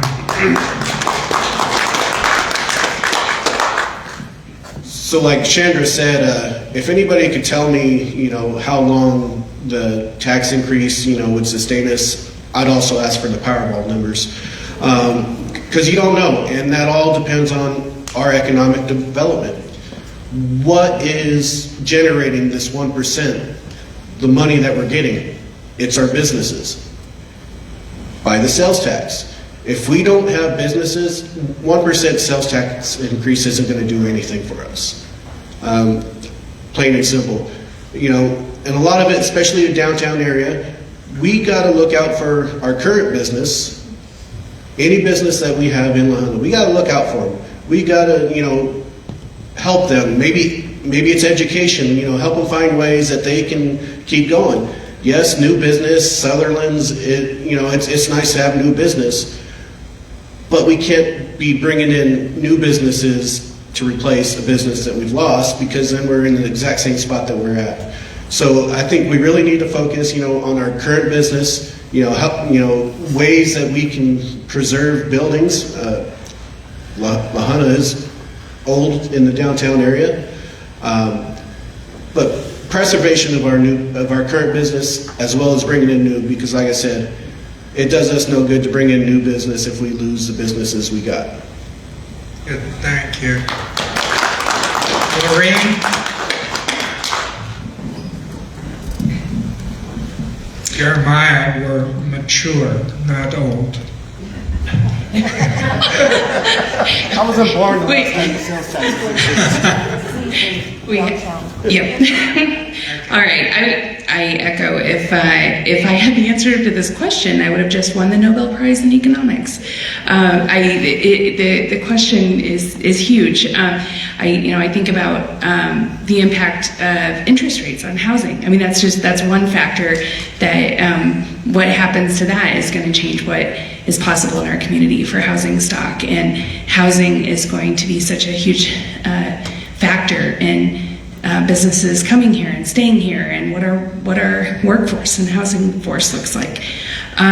So echoing on what Paul had to say, I think there's a huge issue of the graying of the workforce here in La Junta. I think this idea of focusing on brain gain rather than brain drain, I absolutely agree with that. I think one way we can do that is have a better alignment with the school district in Otero College, so that the programs that we need that are going to help kids move seamlessly through the Otero School District onto Otero College and be able to access the best scholarships that are available. I had another conversation that it keeps coming up, this disconnect between, football is so important in our community, but there's nowhere for these kids to go locally to play football.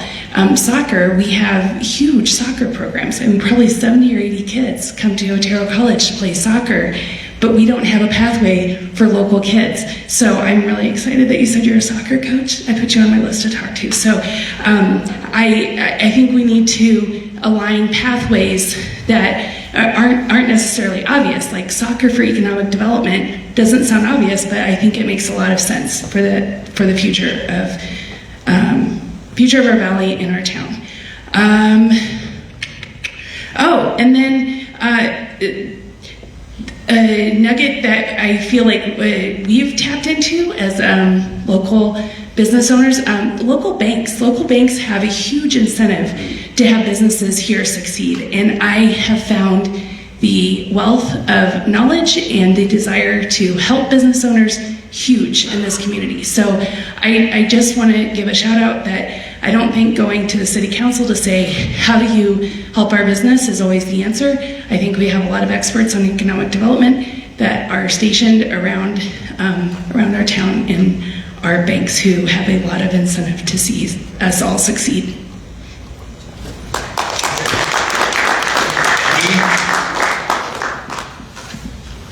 All right.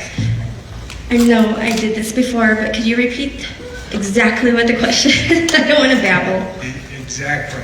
How the question. Okay. The question was your projection as to how long, if the sales tax passes, how long will it sustain the current budget that we have? Other words, is this just a Band-Aid and 1 year from now going to need more money? So that's the first part of the question. What role does economic development play in moving forward? And then what would you do to help current local businesses as far as repairs and expenses so they can be part of economic development? Okay, thank you.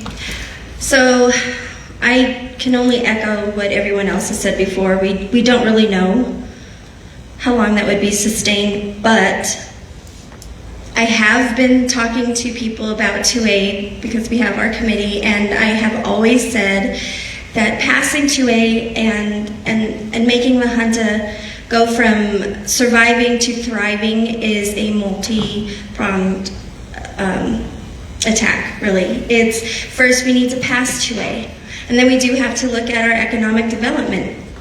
I want to read something to you, and this isn't, I'm not taking a dig on personal people, it's just a quote from the budget book, the adopted 2023 budget message. And it's when we talk about urban renewal and economic development. The focus is educating themselves to better serve La Junta, and then economic development continues to educate our boards, finding training for certified local government, Main Street, and submitting grant applications. Now, I think grants are wonderful. They're amazing. They help our community in so many ways.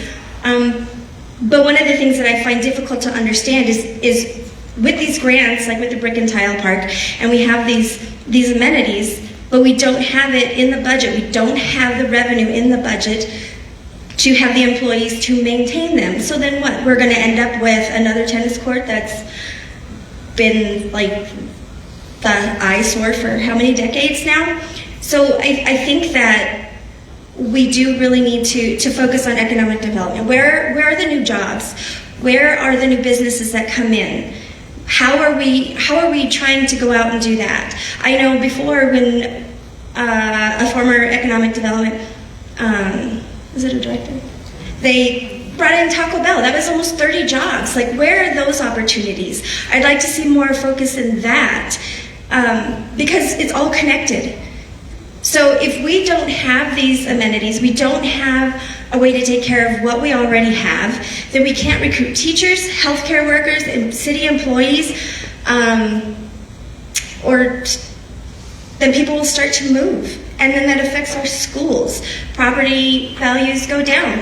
And that is like the main source of school funding. And then enrollment goes down. I don't know if any of you remember when Dean Foods, the pickle plant, when they closed. And then we had SentryTel. And then it was just one thing after another. And then we had a recession. It has taken us years to recover from that kind of impact. And it was just one thing after another. And we had to consolidate our schools. Start to wrap up. So I just think that we have to have more focus on bringing new business in so that there is a point to 2A to make it sustainable, to bring in more revenue so that we have places to shop that pay sales tax, but also in buildings that need help. I think if we can streamline the resources that we have so that it's easier for businesses that are already here to get the help they need or understand what's available to them, I think that would be a huge boost to making current businesses feel welcome and valued. Okay, thank you. Ezekiel? A little bit of reiteration from everybody. I don't think anybody can tell you how long this is going to last. A lot of the stuff we're looking at is unforeseen. Of course, we know we're going to be hit with more taxes through, the state level, et cetera, et cetera. Everything's on the rise, inflation, of course, et cetera, et cetera. As the city sees it, the 1.4 will get us through the year. Now, we don't even know that 100% as well. So do I see it as a Band-Aid? Somewhat.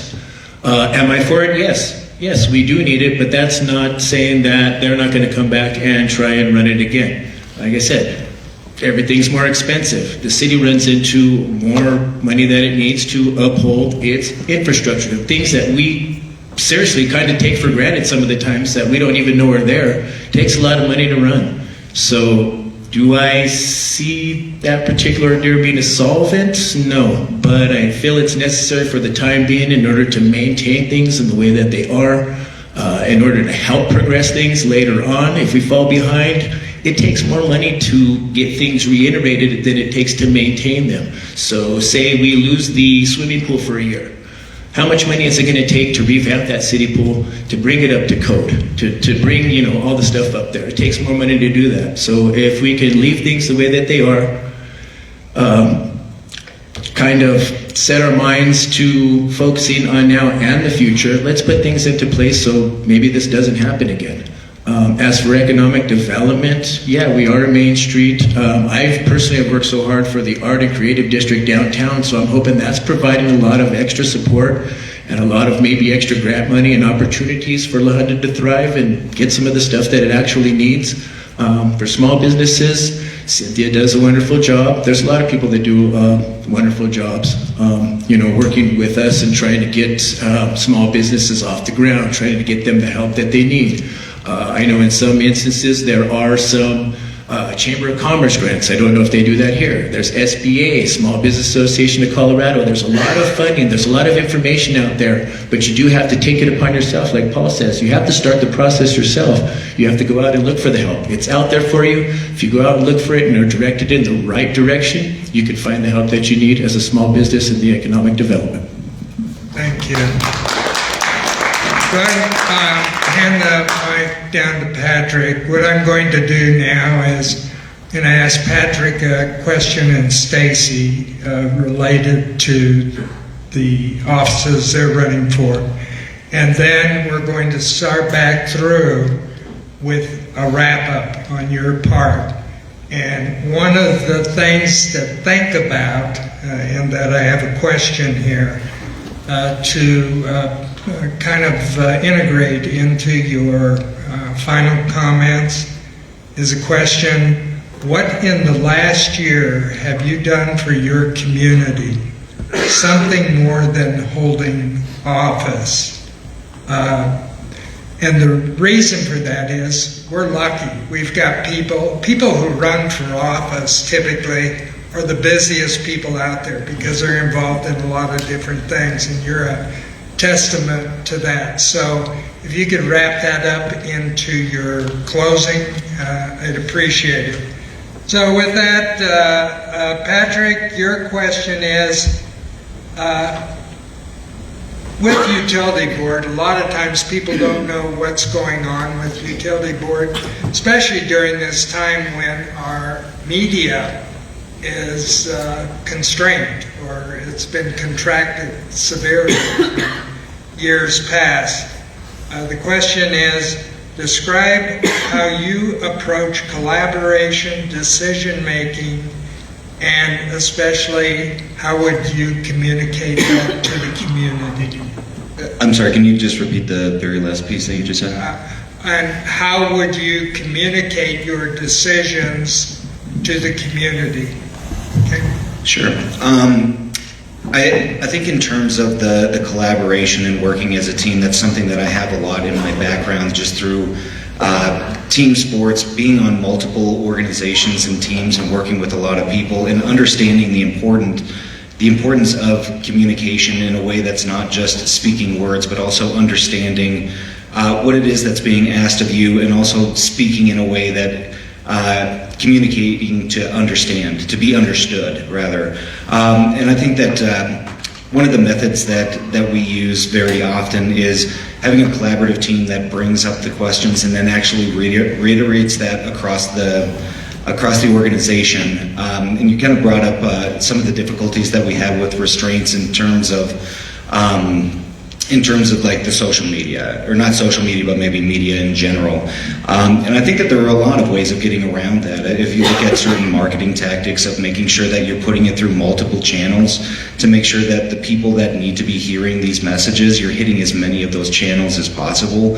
I think that to not utilize more of those is cutting out a large portion of, the fact that there aren't as many people as there may have been 20 years ago in a room like this. There are people that are watching out online and that are keeping track of everything, maybe in their own way. And there are a lot of different lines in which we can use to get that message out there and to send the message in a way that people can actually understand, rather than get information through data or through different means that they may not fully understand or get all of the context or information from. So I think that the use of different types of media, and then actually using that to have regular communication and cascading communication very regularly, I think that that's something that could be a very powerful tool to bring more information more regularly, so that people can hear what's going on, understand some of the progressions of the things that they're hearing about, and maybe getting it in new and different ways so that they can see it from different perspectives and understand what's going on and be more involved. Did you also want me to continue with my wrap-up statement? No, I'm going to give you a minute to take a breath. Okay? Stacy? Question is, education is becoming more and more costly. One of the advantages of having a college in the community is that high school students can take concurrent programs, which means they can go to high school and take college-level courses at the same time and get credit.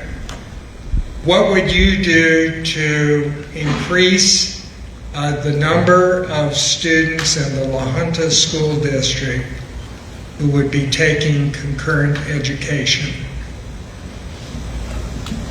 Just some ideas, different things. Well, ideas. My daughter definitely did it. My niece and nephew also did it by the time they graduated. They were actually graduating a week before at OJC, before they graduated from high school. So I really, really am about that program. How to convince the other kids?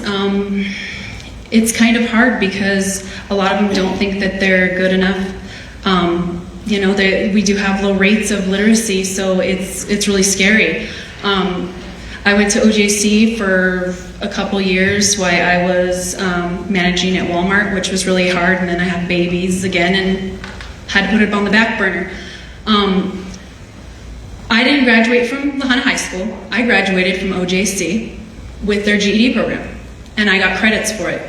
And so I fed right back into the college. So it was great. I think it's a great program, and I think we need to get the kids focused on, probably, I would say sophomores, start to really think about it. I know nobody really wants to know what they want to be when they're that old, but at least get just the basics. Because I went to school for basics, and I wasn't sure what I wanted to do. And then I went, and recently, right before COVID, I was starting to teach preschool, and I absolutely loved it. I was kind of surprised on how much I loved it. Not only do I coach, but I get to see these kids grow up. I already did that with my older kids' generation, and now I'm doing it with my younger kids' generation, and I absolutely love it. I love this community, and I want these kids to succeed, and going to OJC is one of our biggest assets. You know what I mean? And our kids are our assets for our future, and if they're going to stay here, we have to invest in them. They're our most valuable commodity for the future. So that is one thing I'm definitely for, and would love to try to have some kind of a way to push more kids into it. Good. Thank you. Okay, now we've come to the time where we'll let each of the candidates wrap up. As I mentioned, try and incorporate what you've done in the community to help make it a better place other than holding an office. But I'm going to start with Paul. Paul, you have you're envied up here because you're running against no one, so we're going to let you start. Well, I know being in Ward 1, I've been getting a little bit of flack for running unopposed. I don't consider myself running unopposed. I always have something to prove to my constituents. I never take it for granted. It's always been humbling.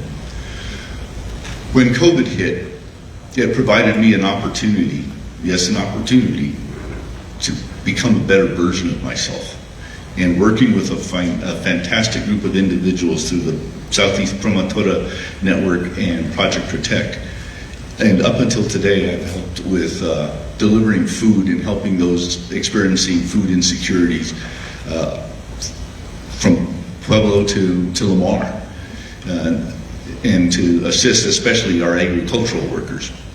You know, during the pandemic, I watched these ladies and I was able to assist them. Because I'm the lumper, I get to carry all the heavy stuff. Everything from personal protective gear to food to clothing to whatever they needed. And like I said, it may sound strange that through COVID I was given an opportunity, and you have to seize that. You can shut the doors, shut the blinds, and sit there in the dark hoping that you don't get sick, or you can do something about it and step forward and rise to that challenge. And like I said, it's been humbling to work with these ladies in this group, my wife, and do this, you know, throughout, like I said, the pandemic, and I feel better for it in doing that for myself. And it's all volunteer, whether it's delivering food in 10-degree weather or whether it's 110-degree weather, and you're going out there and you're making a difference to this community. And poverty and food insecurity, regretfully, is alive and well in this community. And being able to help those people through those dark times has been, like I said, one of the greatest opportunities that I've been provided during the pandemic. And going forward with City Council, again, I want to put the best version of myself forward and help this community in everything. Every decision that we make as a City Council, regardless of how small it may seem, has an impact on somebody's life. And being on the utility board, and when we had to make the decision to raise those rates, I'm raising rates on myself, on my family, on my friends, and coming to that decision and knowing that you're impacting somebody's life, but it's a necessary decision that you have to make. It's humbling to be in those positions to have to make that decision when I can look out here and know that every single person out there is affected by a decision that I have made if you live within the city of La Junta. And I don't take that lightly, and like I said, I do so humbly, and I hold myself accountable, responsible, and I own everything that I do as a city council person.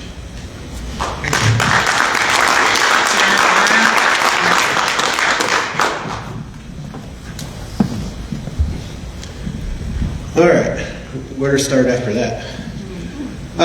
Basically, to wrap things up, you know, it's as far as community involvement, you know, I try to get involved as much as I can. Like Mr. Rizzuto said, you know, people up here running for office are often the busiest people, but I just try to attend events. You know, if it's an event to support something, you know, Inspiration Field has an event, you know, I try to attend it myself. As well as being a member of the Elks Lodge here, I've been a part of helping with the annual fishing derby on Memorial Day weekend, the community Halloween party that's coming up. You know, I put in a lot of time into that, you know, just events for the community to be done. You know, with what little time I have, I usually try to make myself busy in my free time. And as a city council person, I just hope to represent people that hopefully will elect me. Listen, you know, listen to what you have to say. If I can do, you know, hopefully there's stuff that can be done about it, you know, but at least, you know, look forward to bringing more ideas to move the city forward, fresh ideas. You know, I'm probably the, you know, youngest one here, but hopefully to bring that youth into it. And like we've said, to sustain our community for our children and forward, even after that. You know, I'd hope, you know, my grandchildren would live in this community. And, you know, it starts right now, and I hope to be able to help accomplish that.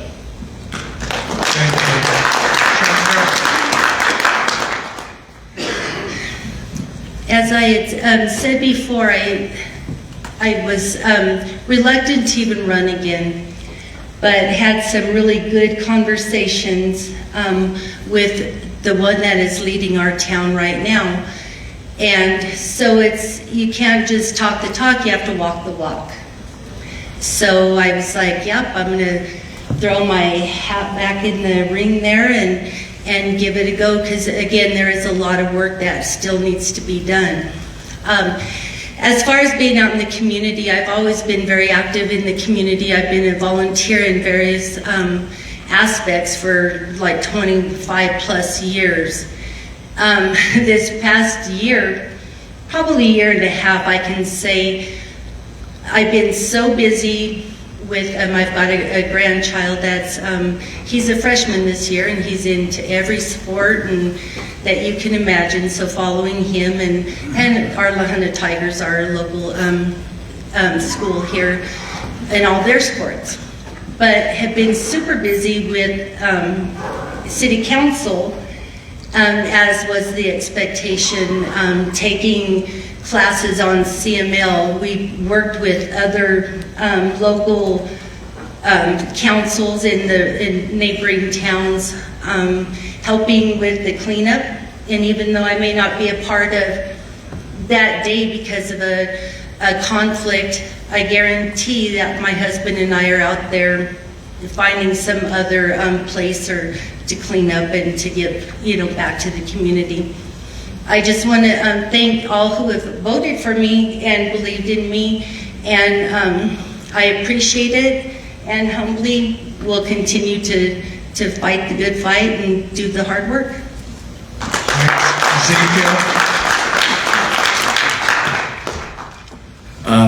I just want to let everybody know that I know everybody up here is hardworking. Everybody up here is indeed involved in our community, and not necessarily lifelong residents, but we all have attributes in this particular community, and basically we can't let that go. I'm here trying to do all that I can, my wife and I, every other moment that we have, not involved with our kids, not involved with school or whatnot, we're trying to give back to the community. We're involved in SECCP. Thank you, Nancy, for bringing that. That's wonderful. We enjoy doing that. I'm sorry that we can't be there all the time, but we enjoy doing it when we can, and we like to partake in that. PTO, DACA, we like to be involved in the schools as well. So it's not just a city issue that we're trying to be involved in. We're trying to be involved in all aspects of La Junta to make La Junta a better place overall. That's what I want to bring to the table. Whether or not I win, I just want more transparency. I want the people to know what's going on in the city. And if we have to break it down for them a little bit more, let's break it down for them a little bit more. As long as they know what's going on, as long as they can interact with what's going on and understand what's going on, I'll feel a lot better about things here in La Junta.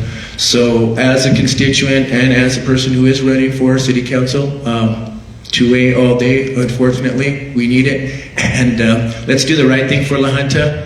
When the time passes, when we need to do other stuff, let's cross that particular bridge together, because that's where we're going, and that's what it's going to be. It's not an I, it's not a you, it's not a him, her, she, them. It's an us, it's a we issue. And if we all tackle it together, we can definitely overcome it.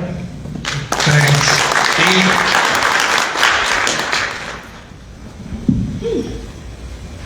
So, I don't think my answer for what have you done for your community other than hold office is what people are expecting to hear. I'm more of a behind the scenes kind of gal. I will volunteer for anything if you ask me to. I like to be in the background. I like to help with the planning. I will help set up. I will help tear down. I will do all of those things.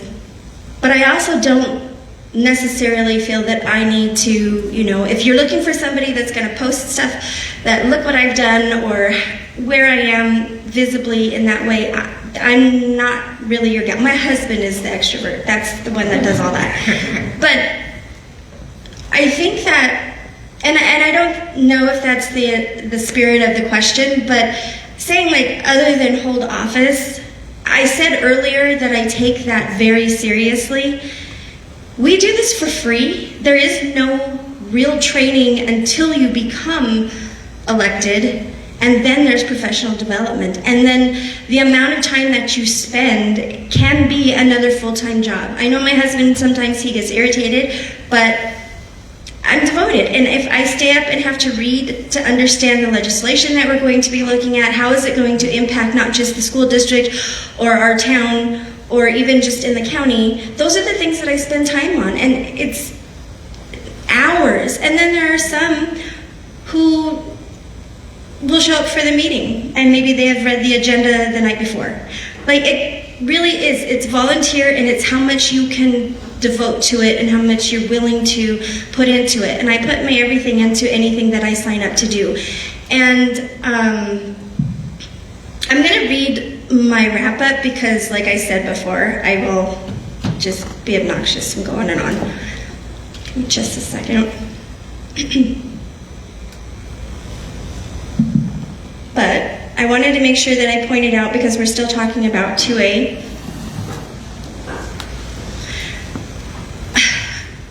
We keep saying it's bigger than just amenities, and it is, because Lahana is the largest municipality of the 3 counties, and if this measure fails again, it really could have catastrophic effects, not only on La Junta, but the surrounding cities as well. And that isn't a threat or a scare tactic, it's just reality. Please consider the bigger picture. What is good for La Junta is good for us all. These 3 counties are so intertwined in resources, services, amenities, and economically. The patrons from these surrounding cities pay more in sales tax than La Junta residents. So please, vote yes on 2A.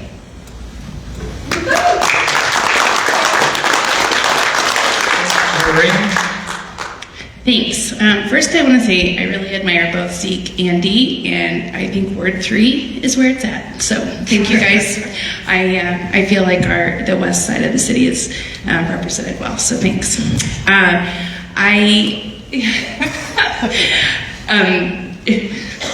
So in thinking about what I would say, 2 examples came to mind.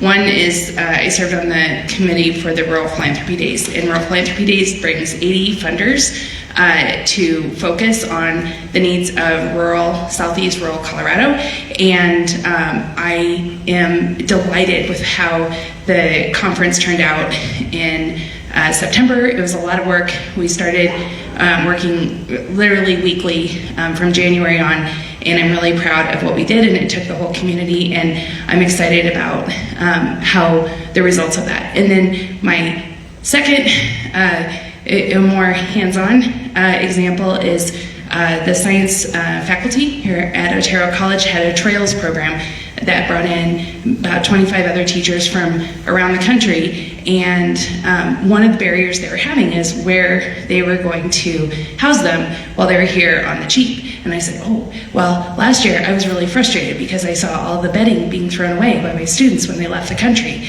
And I said, what if I gather the bedding, I'll do the laundry, I'll do all the sheets, they can sleep in the dorms. So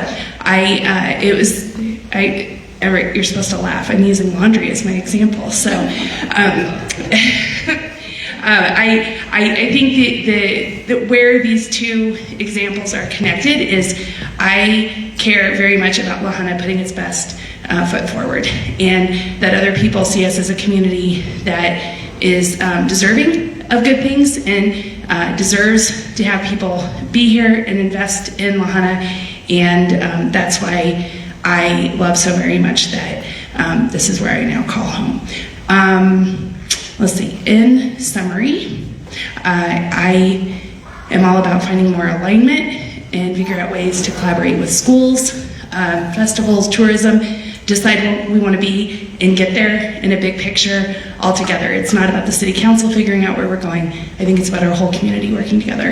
And maybe I'm just being influenced because I'm sitting down here on the non-council side, but I'm pretty excited about all the voices that were up here tonight, and thank you all for sticking it out. So thank you.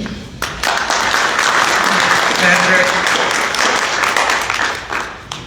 Well, I think that outside of the individual things that we do, having a young family and committing the time to different organizations and different, coaching endeavors and things like that not only benefit our kids but other children also, Thinking it more on a career side, there's something that I was taught from a very young age, something that my grandpa said and that people throughout the company have said for a long time, that I'm starting to understand more and more as we move forward, and that's that one of the greatest contributions that a company can make is to be a strong company, be somewhere that creates careers, creates jobs, creates passion through the community by treating people with respect and care and love.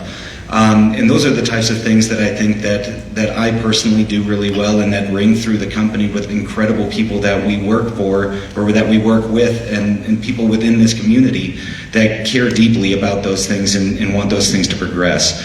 And those are the mentalities that I'd like to take. And I actually want to kind of reiterate something that Dee said, because I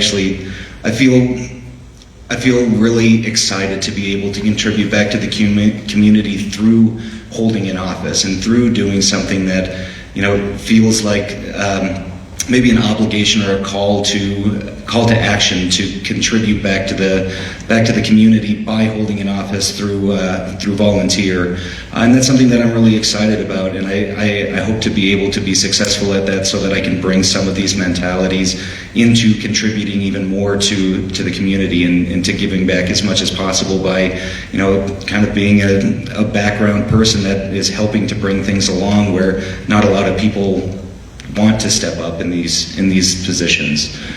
So that's something that I hope to bring, is just that commitment to working together as a team, and to have a unified goal, having something to help us all move forward and to find something in the future to be excited about and work hard for and then accomplish, and for all of us to be able to share in those accomplishments.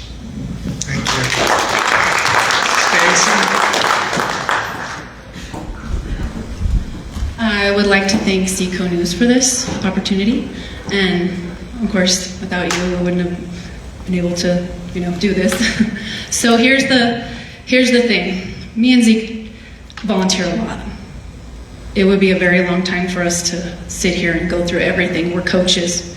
I not only volunteer for the primary, PTO, PI, I do other things. I also do for the intermediate, PI, PTO. I'm also on the accountability for the district. I also volunteer for SECCP, I always say it backwards. We did the beer fest. That was awesome, it was fun. And then we also volunteer with Clean Valley Recycling. We also been painting the bins and doing that with the school district too, with the kids, and signing off their little pie charts. So we've been volunteering on a lot of things, and I'm just touching on a few little things.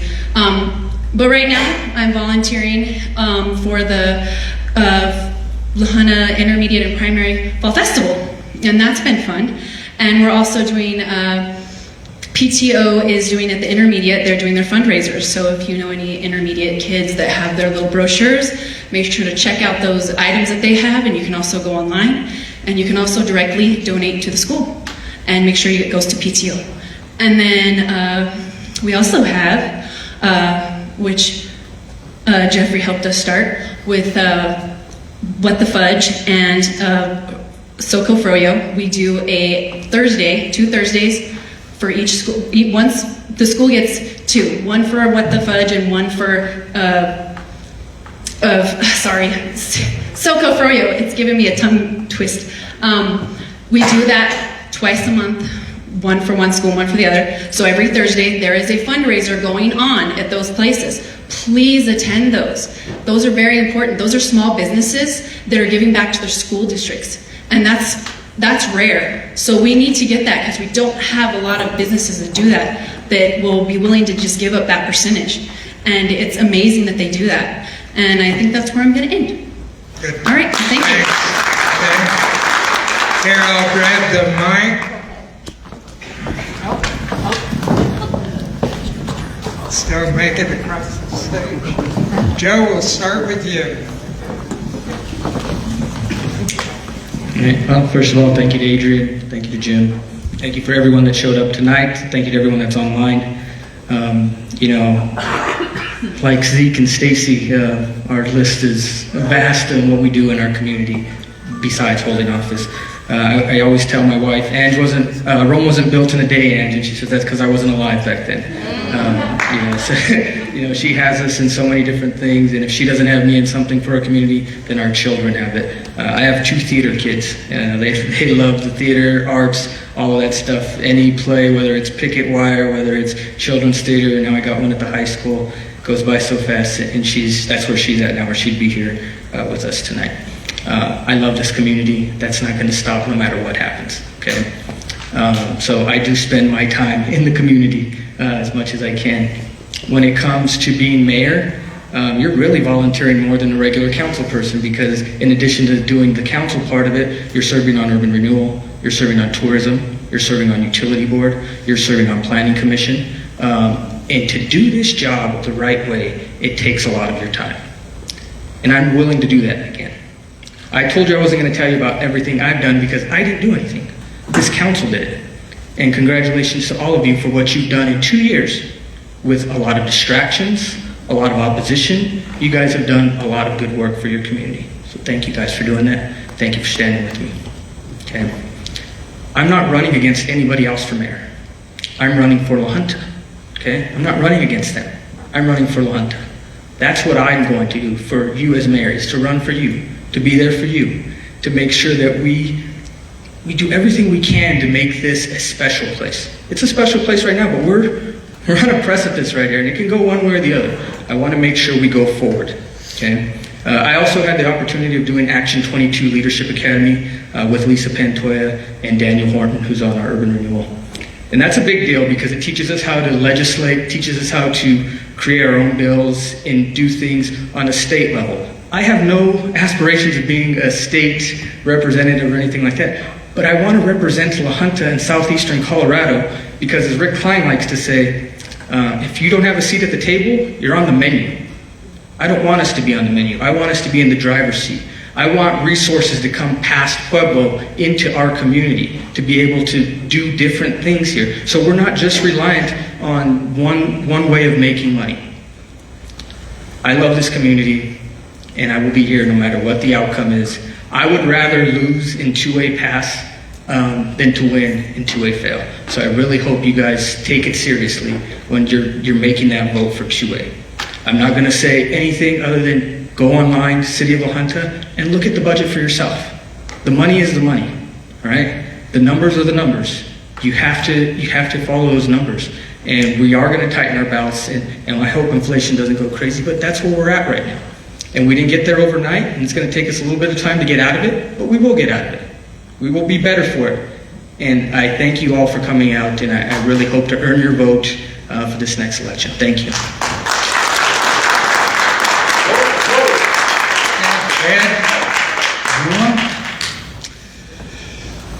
Well, don't count this against my time, but I'd like to take a moment of silence for the terror that's going on in Israel.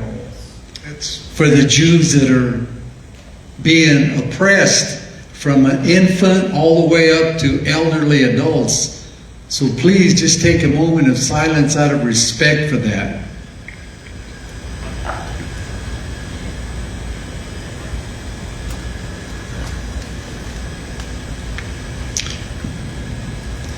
Thank you, and may God take care of this world and put an end to this international craze we have, because it's only going to make the rest of society and all the other nations very angry, and we should not be that way. We should love each other.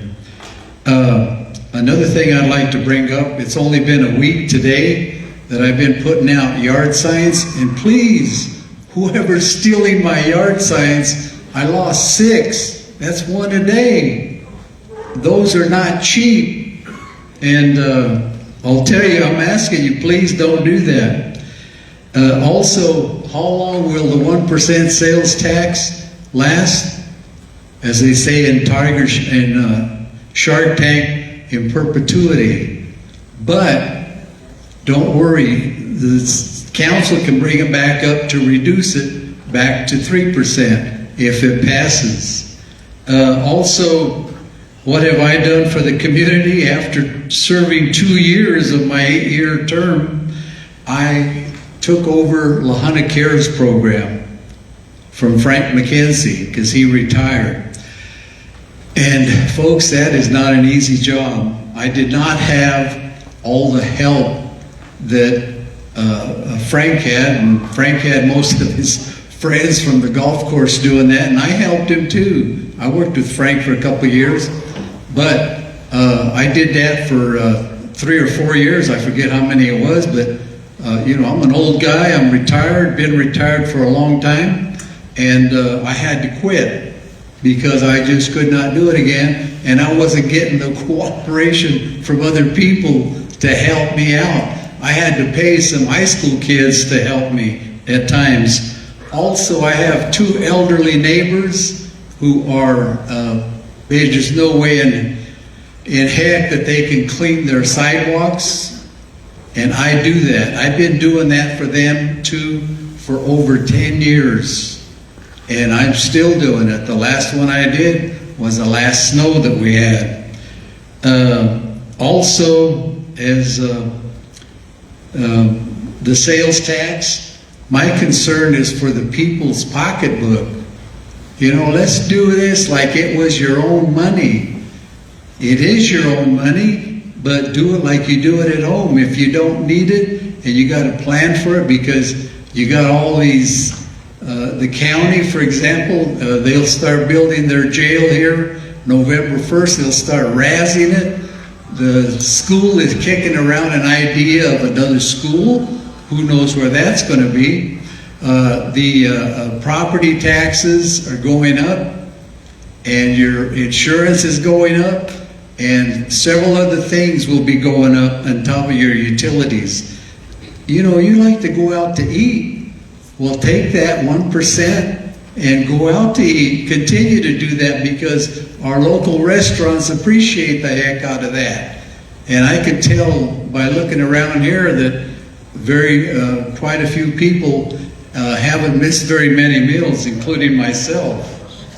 The other thing is, as Joe says, my God, if you don't get on this positive train, you're going to be on the menu. Well, I've been on the menu, but that didn't deter me from believing in myself and in my city, okay? So I just want to let you know that I never did anything wrong, to the extent that they were attempted to prove me, and every document I got after that was worse and worse, trying to smear me. I got smeared, but you know what? I can live through it. So as far as the downtown district, I would bring up a financing plan, just like we have the Lahana Fire Districts. Let's bring up a tax and see if the downtown people want to buy into it. And we'll do it for 3 years and see what kind of progress we do. I see a lot of room for expansion on Colorado and Santa Fe, because back then in the early days of La Junta, the 1880s, when they made a road, they made sure you can turn a team of horses on it. And that was with a team of horses and a wagon, and that's why Colorado is pretty wide all the way up to the college. And there's I forget what other street it was. It might have been part of Bellevue too. But Santa Fe is smaller than that. But those can be, there's a lot of stuff in there that can be done. And in the big city, you go through their shopping districts, their parking is very tight, and so is their street. They got a lot of businesses there. And I even like the way Rocky Ford does their businesses. They may not look very nice on the outside, but they got a lot of little businesses there on the Elm Street, and with the new bank across the street there, they moved all the old the businesses out of their old property, and they're doing pretty good. So let's all do the best that we can but let's share the information. We don't communicate on council. I haven't been spoken to by Joe or Rick Joe for all year and Rick for the last 4 months. Let's not get personal. You know, this is kind of here's why I want you to How much time have I got? My time's up. Go ahead, finish it. I love everybody and make sure that you love back. Because the problem we have in our community, we have to teach people to love. And how are we going to do that? We're going to have our churches, or if you know a church that you want to create, or if a church has been created that wasn't there when you were little, go patronize it, because churches are going from the till right to the bills they owe. They need help too. Thank you. Thank you. Jeffrey. So I'm going to be brief with this because I know you're all ready to go home. I want to thank you for coming out. It caught me by surprise the other day. A gentleman came up to me and he said, I think the election in La Junta is a popularity contest. And I had never thought about it like that, and I really don't believe it is that for a good portion of the people. And you people are a perfect example of people who want to hear what everyone has to say and make your decision based upon that, including everyone out at SECO News who's going to get to watch this now or going to get to watch it later. Thank you so much for listening to what we all have to say and to come out and spend over 3 hours with us tonight, because I know it's not easy. So I just want to say that if I get back in as mayor, if you think that I deserve your vote, I'm going to take off right where I was before. I'm going to go back to the downtown. We saw a gentleman named Joe Mezzanine who taught us that the value of your downtown per square footage for sales tax far exceeds a Walmart. So the importance is in our downtown, where we can put the businesses that are going to collect the tax for us. The big box stores are going to come, they're going to collect tax for us, but we get the most bang for the buck in the downtown. So helping business owners with buildings, helping businesses get started, doing mentoring, that's how we're going to get the sales tax we need to continue to grow and hopefully not have to go beyond this 1%. So just 2 quick things I want to tell you I've been up to. The first one, which was such a joy for me, my family was involved in the art project. We offered up our buildings as canvases so that they could come from all over, LA, Arizona, all over the place, to come and paint. We got to know a lot of people. We offered our services to anybody who wanted to come in and needed bathrooms or any of that. But I'll tell you what they did? They made us the coolest walk in town. Because I can't even tell you how many people I see going up and down that walk every day, at night, during the day, to see these murals. And we're going to continue that project because we think it's so awesome. And the second thing I've been doing, which has caused me some controversy, and I've been doing this for a lot longer than 2 years, is I've been working with a rescue group to try to take care of the stray cat population in La Junta. As you know, we have a pound that you can take a dog, but we have nowhere for cats. So we've been working spaying and neutering. We've been working rehoming cats that can be rehomed. And we've been also taking care of cats that might be sick or need to be removed. It includes feeding, because you have to do that in order to trap cats, to spay and neuter them. We've been doing the work on our own dime. And it's not just the rescue group, but we have a very well-known veterinarian in town who helps us. And this is the only way we're going to get a hold of the pockets of problems we have all over town. So I just want to say that won't be something that I will put out there as mayor, but I do that on my own time. And if anybody's interested in getting involved, I would love to have you come join us. But if you see to vote for me, then I will be ecstatic to come back in and do the work we were doing, build that downtown, collect those sales tax, because that's what it's all about. Thank you so much for coming out.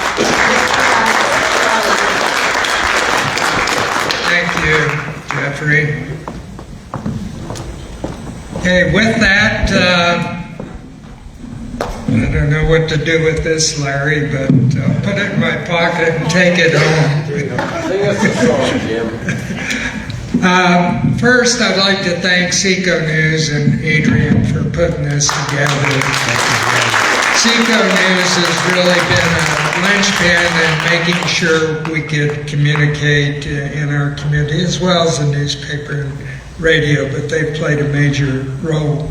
I'd like to thank everyone who sat here today and everyone online for listening to these candidates. What I love about elections are full of passion, enthusiasm, ideas, and I got to say, from moderating this, we're fortunate in La Junta, the school district's fortunate, the utility board, to have candidates who are dedicated to moving things forward. So all the best to you, and after the election, I think Paul or someone mentioned it, maybe all of you mentioned it, we join hands and move things forward. That's what keeps us strong. So with that, Larry, thank you for everything and everything Otero College does. And with that, I will adjourn the meeting and thank everyone. We have the candidates for Lahaina City Council, Utility Board, and School District. And Jim Rizzuto from Otero College with your Southeast Colorado News. I'm Adrian Hart.